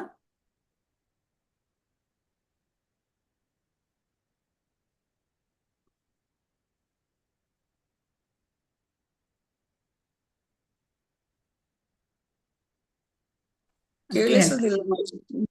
ಹರೇ ಕೃಷ್ಣ, ಹರೇ ಕೃಷ್ಣ. ಶ್ರೋತ್ರಂ ಚಕ್ಷುಃ ಸ್ಪರ್ಶನಂ ಚ ರಸನಂ ಘ್ರಾಣಮೇವ ಚ ಅಧಿಷ್ಠಾಯ ಮನಶ್ಚಾಯಂ ವಿಷಯಾನ್ ಉಪಸೇವತೆ. ಹೀಗೆ ಜೀವಿ ತನ್ನ ದೇಹವನ್ನು ಹೇಗೆ ಬಲ್ಲ. ಈಗ ಜೀವಾತ್ಮ ಇದ್ದಾನೆ ಅಲ್ವಾ, ಜೀವಾತ್ಮ ದೇಹವನ್ನು ಹೇಗೆ ಬಿಡ್ತಾನೆ ಇದು, ಆಮೇಲೆ ಇನ್ನೊಂದು ದೇಹಕ್ಕೆ ಹೇಗೆ ಸೇರ್ಕೋತಾನೆ, ಆಮೇಲೆ ಪ್ರಕೃತಿಯ ಗುಣಗಳ ಪ್ರಭಾವ ಹೇಗಾಗತ್ತೆ, ಆಮೇಲೆ ಇದನ್ನೆಲ್ಲ ಮೂಢರು ಅರ್ಥ ಮಾಡ್ಕೊಳ್ಳಿಕ್ ಸಾಧ್ಯವಾ? ಇಲ್ಲ ಹರೇ ಕೃಷ್ಣ. ಮಾತಾಜಿ, ಇದನ್ನ ಇಲ್ಲ ಮಾತಾಜಿ. ಅರ್ಥ ಮಾಡ್ಕೊಳ್ಳಿಕ್ಕೆ ಸಾಧ್ಯವಾ? ಇಲ್ಲ, ಮೂಢರು ಸಾಧ್ಯ ಇಲ್ಲ ಇಲ್ಲ. ಇಲ್ಲ. ಈಗ ಯಾವ್ದಾದ್ರು ತಿಳ್ಕೊಳ್ಬೇಕು ಅಂತಂದ್ರೆ ಅಲ್ಲಿ ಶಿಕ್ಷಣ ಬೇಕಲ್ವಾ, ಜ್ಞಾನ ಬೇಕು. ಹೌದು. ಹೌದು ಅಲ್ವಾ? ಜ್ಞಾನದ. ಜ್ಞಾನದ ಕಣ್ಣು ಬೇಕು ಅಲ್ವಾ? ಹೌದು ಮಾತಾಜಿ. ನೋಡಿ, ಇದನ್ನೆಲ್ಲ ಭಗವಂತ ತುಂಬಾ ಅಂದ್ರೆ ಚಿಕ್ಕ ಮಕ್ಕಳಿಗೆ ಹೇಳೋ ತರ ನಮ್ಗೆ ಹೇಳ್ತಾ ಇದ್ದಾನೆ. ಅಂದ್ರೆ ಇಲ್ಲಿ ಹೇಳ್ತಾ ಇದ್ದಾನೆ, ಈಗ ನೋಡಿ ನಮ್ಗೆ ಹೇಗಾಗತ್ತೆ ಅಂತಂದ್ರೆ ಇಲ್ಲಿ ನಾವು ಇಲ್ಲಿ ಒಂದು ಮೆಕ್ಯಾನಿಕ್ ಅನ್ನ ನೋಡ್ತಾ ಇದ್ದೀವಿ ಅಲ್ವಾ. ಮತ್ತೆ ಇದೊಂದು ಒಬ್ಬರಿಗೆ ಏನಾಗಿದೆ, ಇಲ್ಲಿ ಕಾರು ಕೆಟ್ಟೋಗಿದೆ ಅಲ್ವಾ. ಕಾರ್ ಕೆಟ್ಟಾಗ ಕಾರಿನ ನಡೆಸ್ತಾ ಇದ್ದವನು, ಅವನು ಕಾರು ಓನರು, ಅವನೇನ್ ಮಾಡ್ತಾನೆ, ಬಾನೆಟ್ ಎತ್ತಿ ನೋಡ್ತಾನೆ ಅಲ್ವಾ, ಏನು ಇಲ್ಲಿ ಪ್ರಾಬ್ಲಮ್ ಆಗಿದೆ ಅಲ್ವಾ. ಆ ಎಂಜಿನ್ ಹೌದು ನೋಡ್ತಾನೆ, ಆದ್ರೆ ಅವನಿಗೆ ಏನಾದ್ರೂ ಗೊತ್ತಾಗತ್ತಾ? ಇಲ್ಲ, ಅವ್ನಿಗೆ ಅರ್ಥ ಆಗಲ್ಲ. ಏನ್ ಫಾಲ್ಟ್ ಆಗಿದೆ ಗೊತ್ತಾಗತ್ತಾ, ಏನ್ ತೊಂದರೆ ಆಗಿದೆ ಅಂತ ಗೊತ್ತಾಗಲ್ಲ. ಅದೇ ಕಾರ್ ಮೆಕ್ಯಾನಿಕ್ ಅನ್ನ ಕರ್ಕೊಂಡ್ ಬಂದಾಗ ಫೋನ್ ಮಾಡ್ತಾನೆ, ಕಾರ್ ಮೆಕ್ಯಾನಿಕ್ ಬರ್ತಾನೆ. ಆಗ ಕಾರ್ ಮೆಕ್ಯಾನಿಕ್ ಬಂದ್ರೆ ಅವನಿಗೆ ಎಲ್ಲ ಗೊತ್ತಾಗತ್ತೆ ಅಲ್ವಾ, ಯಾವ ಪಾರ್ಟ್ ಹೌದು. ಏನ್ ಪ್ರಾಬ್ಲಮ್ ಆಯ್ತು. ಯಾಕೆ ಈ ಕಾರ್ ಮೆಕ್ಯಾನಿಕ್ಗೆ ಅದರಲ್ಲಿ ಶಿಕ್ಷಣ ಇದೆ ಅಲ್ವಾ, ಹೌದು. ಅದರಲ್ಲಿ ಶಿಕ್ಷಣ ಇದೆ. ಸೊ ಹಾಗಾಗಿ ನಾವು ಇದನ್ನೆಲ್ಲ ತಿಳಿಬೇಕು. ಅಂದ್ರೆ ನಾವು ಯಾವ ಗುಣದಲ್ಲಿ ಜೀವನ ಮಾಡಿದ್ರೆ ನಮ್ಗೆ ಯಾವ ದೇಹ ಸಿಕ್ಕತ್ತೆ, ನಾವು ತಮಗುಣದಲ್ಲಿ ಜೀವನ ಮಾಡಿದ್ರೆ ಸಾಯುವಾಗ ಆ ಕೃಷ್ಣನ ಸ್ಮರಣೆ ಇಲ್ಲ, ಆಮೇಲೆ ಪ್ರಾಣಿ ಜೀವನ ತರ ಮಾಡ್ತಾ ಇದ್ರೆ ನಮಗೆ ಪ್ರಾಣಿ ಜನ್ಮವೇ ಸಿಕ್ಕುತ್ತೆ. ಇದೆಲ್ಲ ವಿಚಾರಗಳನ್ನು ತಿಳ್ಕೊಳ್ಬೇಕು ಅಂತಂದ್ರೆ ನಮಗೆ ಈ ಒಂದು ಇದರಲ್ಲಿ ಅಂದರೆ ಅಧ್ಯಾತ್ಮ ಜ್ಞಾನ ಅದು ಬೇಕು. ಅಧ್ಯಾತ್ಮ ಜ್ಞಾನ ಇಲ್ಲದ್ರೆ ಅರ್ಥ ಆಗಲ್ಲ.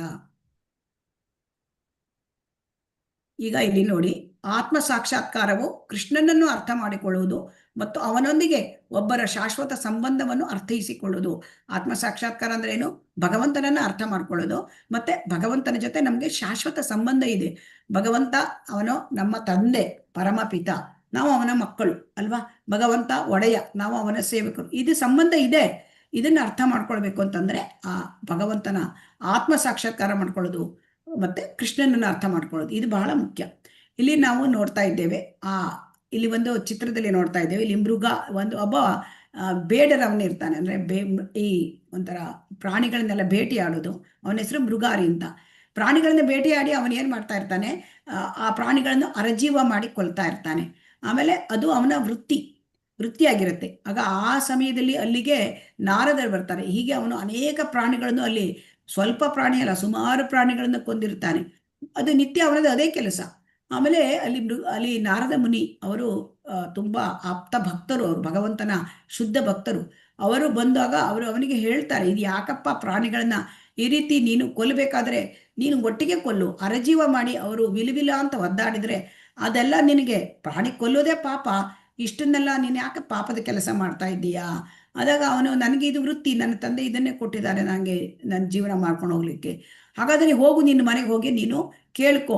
ಅವರು ಏನು ನಿನ್ನ ಮನೆ ಜನ ನಿನ್ನ ಅವರನ್ನ ಹೊಟ್ಟೆವರಿಬೇಕು, ಇದ್ದಿದ್ರೆ ಈ ವೃತ್ತಿ ಮಾಡ್ತಿದ್ರೆ ಅವ್ರು ನೀನು ಮಾಡಿದ ಪಾಪಕರ್ಮಕ್ಕೆ ಅವರು ಭಾಗ್ಯ ಆಗ್ತಾರಾ? ಅವನು ಹೋಗಿ ಕೇಳ್ತಾನೆ, ಇಲ್ಲ, ಅವನ ಭಾಗ್ಯ ಆಗ್ತಾ ಇಲ್ಲ ಅಂತ ಹೇಳಿದಾಗ, ಹಾಗಾದ್ರೆ ನನಗೆ ಇದನ್ನು ಬಿಟ್ಬಿಟ್ರೆ ನನಗೆ ಜೀವನ ಮಾಡೋದು ಹೇಗೆ ಅಂತ ಕೇಳ್ತಾನೆ. ಇದು ಬಿಟ್ಟರೆ ನಿನಗೆ ಜೀವನ ಮಾಡೋಕ್ಕೆ ಭಗವಂತ ನೋಡ್ಕೋತಾರೆ, ನಾನು ನೋಡ್ಕೋತೇವೆ ಅಂತ ಹೇಳ್ತಾನೆ. ಹಾಗಾಗಿ ಇವನು ಬಿಡ್ತಾನೆ. ಆಮೇಲೆ ಅವನಿಗೆ ಗೊತ್ತಾಗುತ್ತೆ ತಾನು ಮಾಡೋದು ಪಾಪ ಕಾರ್ಯ ಅಂತ. ಈ ಬಿಟ್ಟಾಗ ಅವನಿಗೆ ಅವನ ಮನೆಯಲ್ಲಿ ಎಲ್ಲರೂ ಊರ ಜನ ಎಲ್ಲ ಪ್ರತಿನಿತ್ಯ ಅವನಿಗೆ ಧಾನ್ಯ, ತರಕಾರಿ, ಹಣ್ಣು ಎಲ್ಲ ತಂದು ಕೊಡ್ತಾರೆ, ಅವನಿಗೆ ಹಾಲು. ಸೊ ಅವನು ಜೀವನ ಪರಿವರ್ತನೆಯಾಗಿದೆ ಅಂತ, ಅವನು ಒಳ್ಳೆಯದಾಗಿದ್ದಾನೆ, ಒಳ್ಳೆ ಮನುಷ್ಯ ಆಗಿದ್ದಾನೆ ಅಂತ. ಸೊ ಅವನಿಗೆ ಎಷ್ಟು ಬೇಕೋ ಅದಕ್ಕಿಂತ ಹೆಚ್ಚಿನದು ಪ್ರಮಾಣದಲ್ಲಿ ಎಲ್ಲ ಬಂತು. ಆಮೇಲೆ ಅವನು ಒಬ್ಬ ಒಳ್ಳೆಯ ಜೀವನ ಮಾಡ್ತಾ ಇದ್ದ, ಅಂದರೆ ಶುದ್ಧ ಭಕ್ತನಾದ ಅವನು. ಒಮ್ಮೆ ಅವನನ್ನು ನೋಡ್ಲಿಕ್ಕೆ ಈ ನಾರದ ಮುನಿ ಜೊತೆ ಪರ್ವತ ಮುನಿ ಅಂತ ಬರ್ತಾರೆ. ಸೊ ಅವರು ನೋಡ್ತಾರೆ, ಅವನ ಕಾಲಡಿಗೆ ಇರುವೆ ಇತ್ತು. ಆ ಇರುವೆ ಏನಾದರೂ ತಾನು ಮೆಟ್ಟಿ ಬಿಡ್ತೇನೆ, ಆ ಇರುವೆಗೆ ಸತ್ತೋಗ್ಬಿಡುತ್ತೆ, ಆ ಭಾವನೆಯಿಂದ ಇರುವೆಯನ್ನು ಪಕ್ಕಕ್ಕೆ ಸರಿಸಿ ಅವರಿಗೆ ತನಗೆ ಅವರಿಗೆ ನಮಸ್ಕಾರ ಮಾಡ್ಲಿಕ್ಕೆ ಹೋಗ್ತಾನೆ. ಆಗ ಇವನಲ್ಲಿ ಇಷ್ಟು ಪರಿವರ್ತನೆ ಆಗಿದೆ ನೋಡಿ.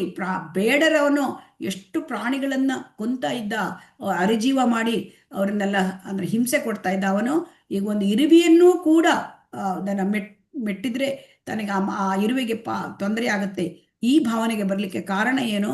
ಇದರಲ್ಲಿ ಶುದ್ಧ ಭಕ್ತರ ಸಂಘ ಇಲ್ಲಿ ಶ್ರೀ ನಾರದರಂತಹ ಭಕ್ತರ ಸಂಘದಿಂದ ಅವರು ಇಂಥವರನ್ನು ಕೂಡ ಶುದ್ಧ ಭಕ್ತರನ್ನಾಗಿ ಮಾಡಬಲ್ಲರು ಅಲ್ವಾ?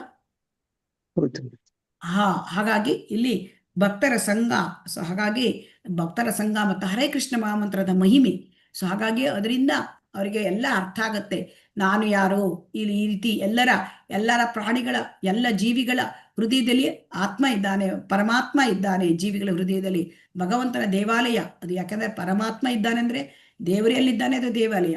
ಸೊ ಹಾಗಾಗಿ ಈ ಎಲ್ಲ ಒಂದು ವಿಚಾರಗಳು ನಮಗೆ ಬಂದಾಗ ನಾವು ಇನ್ನೊಬ್ಬರಿಗೆ ಹಿಂಸೆ ಮಾಡೋದಿಲ್ಲ ಅಲ್ವಾ? ಹೌದು. ಸೊ ಹಾಗಾಗಿ ನಾವು ಒಂದು ಜ್ಞಾನದ ನೆಲೆಗೆ ಬರ್ತೇವೆ. ಸೊ ಹಾಗಾಗಿ ಈ ಇನ್ನೊಬ್ಬರನ್ನ ಹಿಂಸೆ ಮಾಡುವ ಹಕ್ಕು ನಮಗೆ ಇಲ್ಲ, ಇನ್ನೊಬ್ಬರಿಗೆ ತೊಂದರೆ ಕೊಡ್ತಕ್ಕಂಥ ಹಕ್ಕಿಲ್ಲ.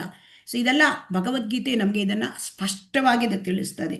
ಸೊ ಹಾಗಾಗಿ ಇಲ್ಲಿ ನಾವು ಆಕಸ್ಮಿಕವಾಗಿ ನಾವೇನು ಇಲ್ಲಿ ಈ ದೇಹ ಸಿಕ್ಕಿಲ್ಲ, ನಾವು ನಮ್ಮ ಕರ್ಮದ ಪ್ರಕಾರ ಇದು ಕರ್ಮಾನುಸಾರ ನಮಗೆ ಇದು ನಮ್ಮ ಶರೀರ ಸಿಕ್ಕಿದೆ. ನಮಗೆ ಭಗವಂತ ಶರೀರ ಒಂದು ಮನುಷ್ಯ ಶರೀರ ಸಿಕ್ಕಿದೆ. ಮನುಷ್ಯ ಶರೀರ 84 ಲಕ್ಷ ಯೋನಿ ದಾಟಿ ಬಂದಿದೆ ಅಂತ, ಎಲ್ಲ ಯೋನಿಗಳನ್ನು ದಾಟಿದ್ದೇವೆ ನಾವು. ಅದಕ್ಕೆ ನಮಗೆ ಪ್ರಾಣಿಗಳನ್ನು ನೋಡಿದರೆ, ಆಮೇಲೆ ಚಿಕ್ಕ ಇರುವೆಯನ್ನು ನೋಡಿದ್ರೆ ನಮಗೆ ಗೊತ್ತಾಗಬೇಕಂತೆ, ಅಯ್ಯೋ ಇದರಲ್ಲಿ ಕೂಡ ಆತ್ಮ ಇದೆ, ಪರಮಾತ್ಮ ಇದ್ದಾನೆ, ನಾನು ಕೂಡ ಇದೆಲ್ಲ ಹಾಕ್ಕೊಂಡೇ ಇದನ್ನು ಪಡ್ಕೊಂಡಿದ್ದೇನೆ. ಈ ರೀತಿ ಬಂದಾಗ ಮನುಷ್ಯ ಏನಾಗ್ತಾನೆ, ಬದಲಾವಣೆ ಆಗ್ತಾನೆ. ಯಾಕಂದ್ರೆ ಅವನಿಗೆ ಜ್ಞಾನ ಸಿಗ್ತದೆ. ಸೊ ಅಜ್ಞಾನ ಸಿಗ್ಬೇಕು ಅಂತಂದ್ರೆ ನಾವು ಇದನ್ನೆಲ್ಲ ಯಾರು ಭಗವದ್ಗೀತೆಯನ್ನ ಯಾರಿಂದ ನಾವು ಕಲಿಬೇಕು, ನಾವು ಯಾರು ಸಾಧು ಸಂತರು, ಅವರು ಯಾರು ಭಗವದ್ಗೀತೆಯ ಗುರುವಿನಿಂದ, ಸದ್ಗುರುವಿನಿಂದ ಪಡ್ಕೋಬೇಕು ಈ ಎಲ್ಲ ಒಂದು ಜ್ಞಾನವನ್ನ. ಅದರ ಪರಂಪರೆಯಿಂದ ಬಂದಿರತಕ್ಕಂಥ ಸದ್ಗುರು. ಇದನ್ನ ನಾವು 4ನೇ ಅಧ್ಯಾಯದಲ್ಲಿ ಕೂಡ ನೋಡಿದ್ದೇವೆ. ಯತಂತೋ ಯೋಗಿನಶ್ಚೈನಂ ಪಶ್ಯಂತಿ ಆತ್ಮನ್ಯವಸ್ಥಿತಂ ಯತಂತೋ ಅಪಿ ಅಕೃತಾತ್ಮಾನೋ ನೈನಂ ಪಶ್ಯಂತಿ ಅಚೇತಸಃ.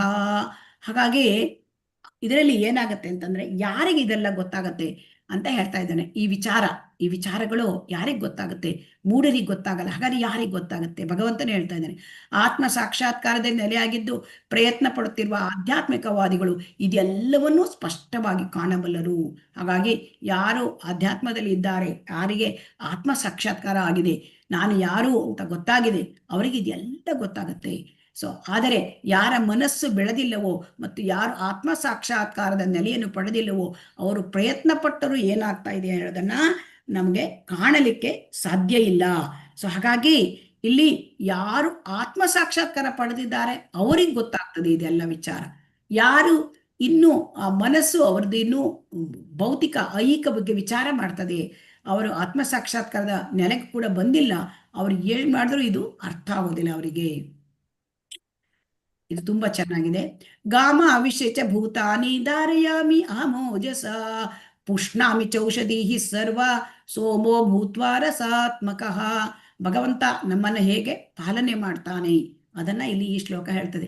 ಭಗವಂತ ಕೃಷ್ಣ ಎಲ್ಲರ ಪಾಲಕ, ನಮ್ಮನ್ನೆಲ್ಲ ಪಾಲನೆ ಮಾಡ್ತಾ ಇರೋದು ಅಲ್ವಾ.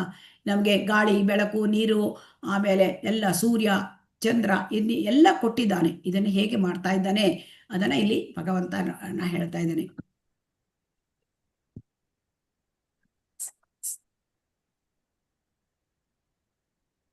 ನಾನು ಪ್ರತಿಯೊಂದು ಲೋಕವನ್ನು ಪ್ರವೇಶಿಸುತ್ತೇನೆ ಮತ್ತು ನನ್ನ ಶಕ್ತಿಯಿಂದ ಅವು ತಮ್ಮ ಪಥದಲ್ಲಿ ಉಳಿಯುತ್ತವೆ. ನಾನು ಚಂದ್ರನಾಗುತ್ತೇನೆ, ಹಾಗೆ ಎಲ್ಲ ತರಕಾರಿಗಳಿಗೆ ಜೀವರಸವನ್ನು ನಾನು ಕೊಡ್ತೇನೆ. ಎಲ್ಲ ತರಕಾರಿಗಳಿಗೆ ಜೀವರಸವನ್ನು ಕೊಡ್ತೇನೆ. ಸೊ ಹಾಗಾಗಿ ಈ ಬ್ರಹ್ಮಾಂಡ ನಾವು ನೋಡಿದ್ದೀವಿ. ಈ ಬ್ರಹ್ಮಾಂಡದಲ್ಲಿ ನಾವು ಇಲ್ಲಿ ಒಂದು ಹಿಂದಿನ ಚಿತ್ರ, ಬ್ರಹ್ಮಾಂಡದಲ್ಲಿ ನಾವು ಈ ಬ್ರಹ್ಮಾಂಡವನ್ನ ನಾವು ನೋಡಿದ್ದೇವೆ ಅಲ್ವಾ. ಈ ಬ್ರಹ್ಮಾಂಡ ಕತ್ತಲೆ ಲೋಕ. ಈ ಕತ್ತಲೆ ಲೋಕಕ್ಕೆ ಆಮೇಲೆ ಸೂರ್ಯನನ್ನು ಕೊಟ್ಟ, ಆಮೇಲೆ ಎಲ್ಲ ಗ್ರಹಗಳು ಇದೆ, ಆಮೇಲೆ ನಕ್ಷತ್ರಗಳು ಎಲ್ಲ ಇದೆ. ಸೊ ಇದನ್ನೆಲ್ಲ ಸೃಷ್ಟಿ ಮಾಡಿದ ಮೇಲೆ ಭಗವಂತ ಈ ಲೋಕಕ್ಕೆ ಬರ್ತಾನೆ. ಪರಮಾತ್ಮನಾಗಿ ಎಲ್ಲರ ಹೃದಯವನ್ನು ಅವನು ಪ್ರವೇಶ ಮಾಡ್ತಾನೆ. ಅದೇ ರೀತಿ ಎಲ್ಲ ಗ್ರಹಗಳನ್ನು ಅವನು ಪ್ರವೇಶ ಮಾಡ್ತಾನೆ. ಸೊ ಈ ಗ್ರಹಗಳೆಲ್ಲ ಅವರವರ ಪಥದಲ್ಲಿ ಇರ್ಲಿಕ್ಕೆ ಕಾರಣ ಯಾರು? ಆ ಭಗವಂತ ಅವರವರ ಪಥದಲ್ಲಿ ಇರ್ಲಿಕ್ಕೆ. ಸೊ ಈಗ ಸೂರ್ಯ ತನ್ನ ಪಥದಲ್ಲಿ ಇದ್ದಾನೆ ಅಂತಂದ್ರೆ ಆ ಸೂರ್ಯ ಪಥದಲ್ಲಿ ಇರ್ಲಿಕ್ಕೆ ಕಾರಣ ಭಗವಂತ. ಸೊ ಹಾಗೆ ಆ ತರ ನಮಗೆ ಗೊತ್ತಿದೆ, ಸೂರ್ಯನಿಂದ ನಮಗೆ ಬೆಳಕು ಶಾಖ ಸಿಕ್ಕುತ್ತೆ. ಸೂರ್ಯ ಇಲ್ಲದಿದ್ರೆ ಜೀವರಾಶಿಗಳು ಯಾರು ಬದುಕಲಿಕ್ಕೆ ಸಾಧ್ಯ ಇಲ್ಲ. ಈ ಎಲ್ಲ ಭೂಮಿ ಎಲ್ಲ ಐಸ್ ಇದು ಮಂಜಿನ ಗಡ್ಡೆ ಆಗ್ಬಿಡುತ್ತೆ.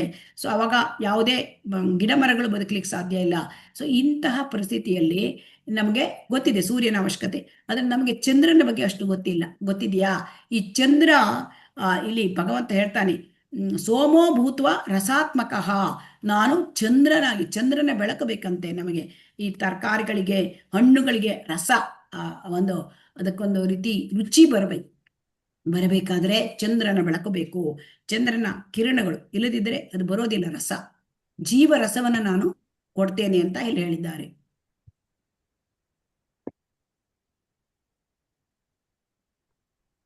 ಈಗ ಇದನ್ನ ನೋಡೋಣ. ಅಹಂ ವೈಶ್ವಾನರೋ ಭೂತ್ವಾ ಪ್ರಾಣಿನಾಂ ದೇಹಮಾಶ್ರಿತಃ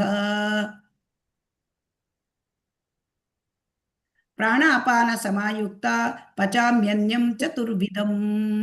ಎಲ್ಲ ಜೀವಿಗಳ ದೇಹದಲ್ಲಿ ಜಠರಾಗ್ನಿ ನಾನು.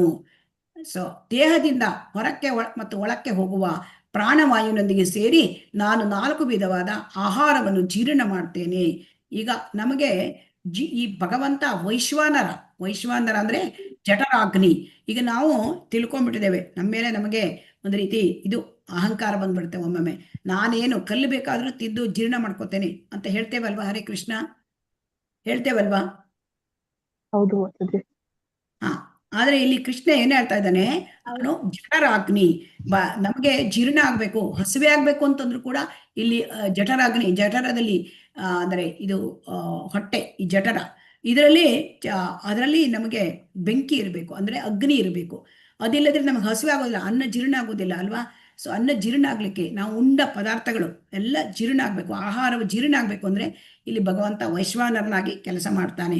ಸೊ ಹಾಗಾಗಿ ಇಲ್ಲಿ 4 ರೀತಿಯ ಆಹಾರ ವಸ್ತುಗಳು ಅಂದ್ರೆ ನುಂಗುವುದು, ನೆಕ್ಕುವುದು, ಜಗಿಯುವುದು, ತಿನ್ನುವುದು ಅಲ್ವಾ. ಜಗಿಯುವುದು ಮತ್ತೆ ಕುಡಿಯುವುದು, ಈ 4 ರೀತಿಯ ವಸ್ತುಗಳನ್ನ, ಆಹಾರ ವಸ್ತುಗಳನ್ನ ಜೀರ್ಣ ಮಾಡಲಿಕ್ಕೆ ನಾನು ಇಲ್ಲಿ ಏನಾಗಿದ್ದಾನೆ, ಪ್ರಾಣವಾಯು, ನಾನು ಬೆಂಕಿ, ಅದು ವೈಶ್ವಾನರ ಬೆಂಕಿ ಅದಾಗಿದ್ದೇನೆ. ಸೊ ಹಾಗಾಗಿ ವೈಶ್ವಾನರನಾಗಿ ನಮ್ಮ ಹೊಟ್ಟೆಯಲ್ಲಿದ್ದಾನೆ, ಹೃದಯದಲ್ಲಿ ಪರಮಾತ್ಮನಾಗಿ ಇದ್ದಾನೆ. ಆಮೇಲೆ ಪ್ರಾಣವಾಯುವಿನ ಜೊತೆ ಸೇರಿ ಈ 4 ವಿಧವಾದ ಆಹಾರವನ್ನ ಜೀರ್ಣ ಮಾಡ್ತೇನೆ. ಸೊ ಹಾಗಾಗಿ ನಾವು ತೆಗೆದುಕೊಂಡ ಆಹಾರವನ್ನು ಜೀರ್ಣಿಸಲಿಕ್ಕೂ ಕೂಡ ಆ ಭಗವಂತನ ಶಕ್ತಿ ಬೇಕು. ಸರ್ವಸ್ಯ ಚ ಅಹಂ ಹೃದಿ ಸನ್ನಿವಿಷ್ಟೋ ಮತ ಸ್ಮೃತಿ ಜ್ಞಾನಂ ಅಪೋಹನಂ ಚ ವೇದೈಶ್ಚ ಸರ್ವೈ ಅಹಮೇವ ವೇದ್ಯೋ ವೇದಾಂತ ಕೃತ್ ವೇದ ವಿದೇವ ಚಾಹಂ. ಅಂದ್ರೆ ಇಲ್ಲಿ ಭಗವಂತ ಪ್ರತಿಯೊಬ್ಬರ ಹೃದಯದಲ್ಲಿ ಇದ್ದಾನೆ. ಇದೆಲ್ಲರಿಗೂ ಗೊತ್ತುಂಟು, ನಮ್ಮ ಹೃದಯದಲ್ಲಿ ಇದ್ದಾನೆ. ಹೃದಯದಲ್ಲಿ ಇದ್ದವನು ಅಂದ್ರೆ ಆ ಹೃದಯದಲ್ಲಿ ಇದ್ದಾಗ ನಮಗೆ ಆ ಹೃದಯದಲ್ಲಿ ಇದ್ದಾಗ ಅವನು ನಮಗೆ ಪರಮಾತ್ಮನಾಗಿ ಸ್ಮರಣೆ, ಜ್ಞಾನ ಮತ್ತು ಮರೆವು ಅಲ್ವಾ. ಈಗ ನಮಗೆ ಏನಾದ್ರೂ ನೆನಪಾಗ್ಬೇಕು ಅಂತಂದ್ರೆ ಇಲ್ಲಿ ನೋಡಿ, ಅಡಿಗೆ ಮಾಡುವಾಗ ಏನಾದ್ರು ನಮಗೆ ಮರ್ತೋಗ್ಬಿಟ್ರೆ, ಉಪ್ಪು ಹಾಕ್ಲಿಕ್ಕೆ ಮರ್ತೋಗ್ಬಿಡುತ್ತೆ ಕೆಲವೊಮ್ಮೆ ಅಲ್ವಾ, ಅಥವಾ ಕೆಲವೊಮ್ಮೆ ಬೆಲ್ಲ ಹಾಕ್ಲಿಕ್ಕೆ ಮರ್ತೋಗ್ಬಿಡುತ್ತೆ ಅಲ್ವಾ. ಸ್ಮರಣೆ ಕೇಳ್ತಾ ಉಂಟ? ಹರೇ ಕೃಷ್ಣ. ಕೇಳ್ತಾ ಇದೆ ಮಾತಾಜಿ. ಹಾಗಾಗಿ ಇಲ್ಲಿ ಇದೆಲ್ಲ ಸೂಕ್ಷ್ಮ ಶರೀರದಲ್ಲಿ ಆಗ್ತಕ್ಕಂಥದ್ದು. ಈ ನೆನಪು, ಜ್ಞಾನ ಮತ್ತೆ ಮರವು ಕೂಡ ಎಲ್ಲರಿಗೂ ಕೊಡ್ತಾನೆ. ಆಮೇಲೆ ಇಲ್ಲಿ ಏನ್ ಮಾಡ್ತಾನೆ ಅಂತಂದ್ರೆ, ಇಲ್ಲಿ ವೇದೈಶ್ಚ ಸರ್ವೈ ಅಹಮೇವ ವೇದ್ಯೋ. ಈಗ 4 ವೇದಗಳಿವೆ ನಮಗೆ ಗೊತ್ತು. ಸೊ ಈ ವೇದಗಳಲ್ಲಿ ಏನು ಹೇಳ್ತಾರೆ, 4 ವೇದಗಳಲ್ಲಿ ಅಲ್ಲಿ ನಾವು ಜೀವನವನ್ನ ಹೇಗೆ ಮಾಡ್ಕೊಳ್ಬೇಕು ಅದನ್ನ ತಿಳಿಸ್ಲಿಕ್ಕೆ ಅದು ಒಂಥರ ಮ್ಯಾನ್ಯುವಲ್ ತರ. ಸೊ ಆ ಎಲ್ಲ ವಿಚಾರ, ವೇದಗಳ ವಿಚಾರ ಏನು, ವೇದಗಳ ಗುರಿ ಏನು, ಕೃಷ್ಣ. ಸೊ ಹಾಗಾಗಿ ಕೃಷ್ಣ, ಈ ವೇದಗಳನ್ನ ಗುರಿ ಕೃಷ್ಣ. ಸೊ ಹಾಗಾಗಿ ನಮಗೆ ವೇದಗಳನ್ನ ಅರ್ಥ ಮಾಡ್ಕೊಳ್ಳೋದು ಅಂದ್ರೆ ಕೃಷ್ಣನನ್ನು ನಾವು ಅರ್ಥ ಮಾಡ್ಕೊಂಡ್ರೆ ನಾವು ಒಂದು ವೇದಗಳನ್ನು ಅರ್ಥ ಮಾಡ್ಕೊಂಡ ಹಾಗೆ. ಸೊ ಹಾಗಾಗಿ ನಮಗೆ ಈ ಸ್ಮರಣೆ ಕೊಡೋದು. ಈಗ ಸ್ಮರಣೆ ಅಂತಂದ್ರೆ ನಮಗೆ ಭಗವಂತನ ಬಗ್ಗೆ ನಮಗೆ ಹೋಗ್ಬೇಕು, ತಿಳ್ಕೊಳ್ಬೇಕು ಅಂದ್ರೆ ಮತ್ತೆ ಅವನು ನಮಗೆ ಎಲ್ಲ ಸ್ಮರಣೆ ಕೊಡ್ತಾನೆ. ಈಗ ಸ್ಮರಣೆ ಕೊಡ್ಲಿಕ್ಕೆ ಈಗ ನೋಡಿ, ಗಜೇಂದ್ರ ಅಂತ ಒಂದು ಕಥೆಯಲ್ಲಿ ಬರುತ್ತೆ. ಗಜೇಂದ್ರನ ಕಥೆಯನ್ನು ನೀವು ಕೇಳಿರ್ಬೋದು. ಸೊ ಅವನು ಹಿಂದಿನ ಜನ್ಮದಲ್ಲಿ ಇಂದ್ರದ್ಯುಮ್ನ ಅಂತ ಶುದ್ಧ ಭಕ್ತನಾಗಿದ್ದ. ಆದರೆ ಅವನಿಗೆ ಅಲ್ಲಿ ಆಮೇಲೆ ಋಷಿ ಶಾಪದಿಂದ ಅವನಿಗೆ ಒಂದು ಆನೆಯ ಜನ್ಮ ಸಿಕ್ಕಿತು. ಆದರೆ ಆನೆಯಲ್ಲಿ ಮೊಸಳೆ ಅವನನ್ನ ಹಿಡ್ಕೊಂಡ್ಬಿಡ್ತು. ಅವನು ಅದರಲ್ಲಿ ಸ್ನಾನಕ್ಕೆ ಹೋದಾಗ ನದಿಯಲ್ಲಿ, ಒಂದು ಕೊಳದಲ್ಲಿ, ಅವಾಗ ಆ ಮೊಸಳೆ ಇಟ್ಕೊಂಡಾಗ ಅವನಿಗೆ ಸ್ಮರಣೆ ಬಂತು, ಭಗವಂತನ ಸ್ಮರಣೆ. ಆವಾಗ ಆ ದುಃಖದಲ್ಲಿ ಅವನು ಅರ್ಥದಲ್ಲಿ ಆ ಸ್ಮರಣೆಯಿಂದ ಅವನು ಏನ್ ಮಾಡ್ತಾನೆ, ಹೂವನ್ನು ತೆಗೆದು ಭಗವಂತನಿಗೆ, ವಿಷ್ಣುವಿಗೆ ತುಂಬಾ ಪ್ರಾರ್ಥನೆ ಮಾಡ್ತಾನೆ. ವಿಷ್ಣು ಬರ್ತಾನೆ ಅಲ್ಲಿ. ಸೊ ಆ ಪ್ರಾರ್ಥನೆ ಶ್ಲೋಕಗಳೆಲ್ಲ ಆನೆಗೆ ಹೇಗೆ ಸಾಧ್ಯ ನೆನಪಿರ್ಲಿಕ್ಕೆ? ಸ್ಮರಣೆ ಕೊಟ್ಟವನು ಭಗವಂತ. ಸೊ ಹಾಗಾಗಿ ನಮಗೆ ಸ್ಮರಣೆ ಕೊಡ್ತಾನೆ, ಆದ್ರೆ ನಮಗೆ ವಿಸ್ಮೃತಿಯನ್ನು ಕೊಡ್ತಾನೆ, ಮರವನ್ನು ಕೊಡ್ತಾನೆ. ಯಾಕಂದ್ರೆ ಈಗ ನಮ್ಮ ಜೀವನದಲ್ಲಿ ಹಿಂದೆ ಆಗಿದ್ದು, ಹಿಂದಿನ ಜನ್ಮ ನೆನಪಿದ್ರೆ ನಮಗೆ ಜೀವನ ಮಾಡ್ಲಿಕ್ಕೆ ಆಗತ್ತಾ? ಇಲ್ಲ ಮಾತಾಜಿ. ಹಿಂದಿನ ಜನ್ಮದಲ್ಲ ನೆನಪಿದ್ರೆ ಆಗಲ್ಲ. ಈ ಜನ್ಮದಲ್ಲಿಯೂ ಕೂಡ ನಾವು ಇಷ್ಟು ವರ್ಷ ಕಳೆದಿದ್ದೇವೆ, ಅದು ಹಿಂದಿಂದಲೇ ನೆನಪಾದ್ರೆ ಮತ್ತೆ ಏನೇನೋ ನಮ್ಗೆ ಕಷ್ಟಪಟ್ಟಿದ್ದು, ಯಾರೋ ಏನೋ ಎಂದಿದ್ದು, ಇದೆಲ್ಲ ನೆನಪಿದ್ಬಿಟ್ರೆ ನಮಗೆ ಜೀವನ ಮಾಡ್ಲಿಕ್ಕೆ ಆಗತ್ತಾ? ಆಗಲ್ಲ. ಸೊ ಅದಕ್ಕೆ ಮರವು ಕೂಡ ಭಗವಂತ ಕೊಡ್ತಾನೆ. ನಮ್ ಹಿಂದಿನ ಜನ್ಮ ನಾವೇನಾಗಿದ್ದೇವೆ ಅಂತಿದ್ರೆ ಈಗ ನಮ್ಗೆ ಜೀವನ ಮಾಡ್ಲಿಕ್ಕೆ ಆಗಲ್ಲ, ಮರವು ಕೊಡ್ತಾನೆ.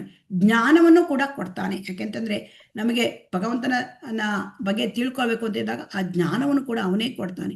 ಸೊ ಹಾಗಾಗಿ ಎಲ್ಲ ಜ್ಞಾನ, ಎಲ್ಲ ಸ್ಮರಣೆ, ಎಲ್ಲ ಮರವು ಕೂಡ ಭಗವಂತನ ಅಂದರೆ ಪರಮಾತ್ಮನಿಂದ ನಮಗೆ ಬರುತ್ತೆ.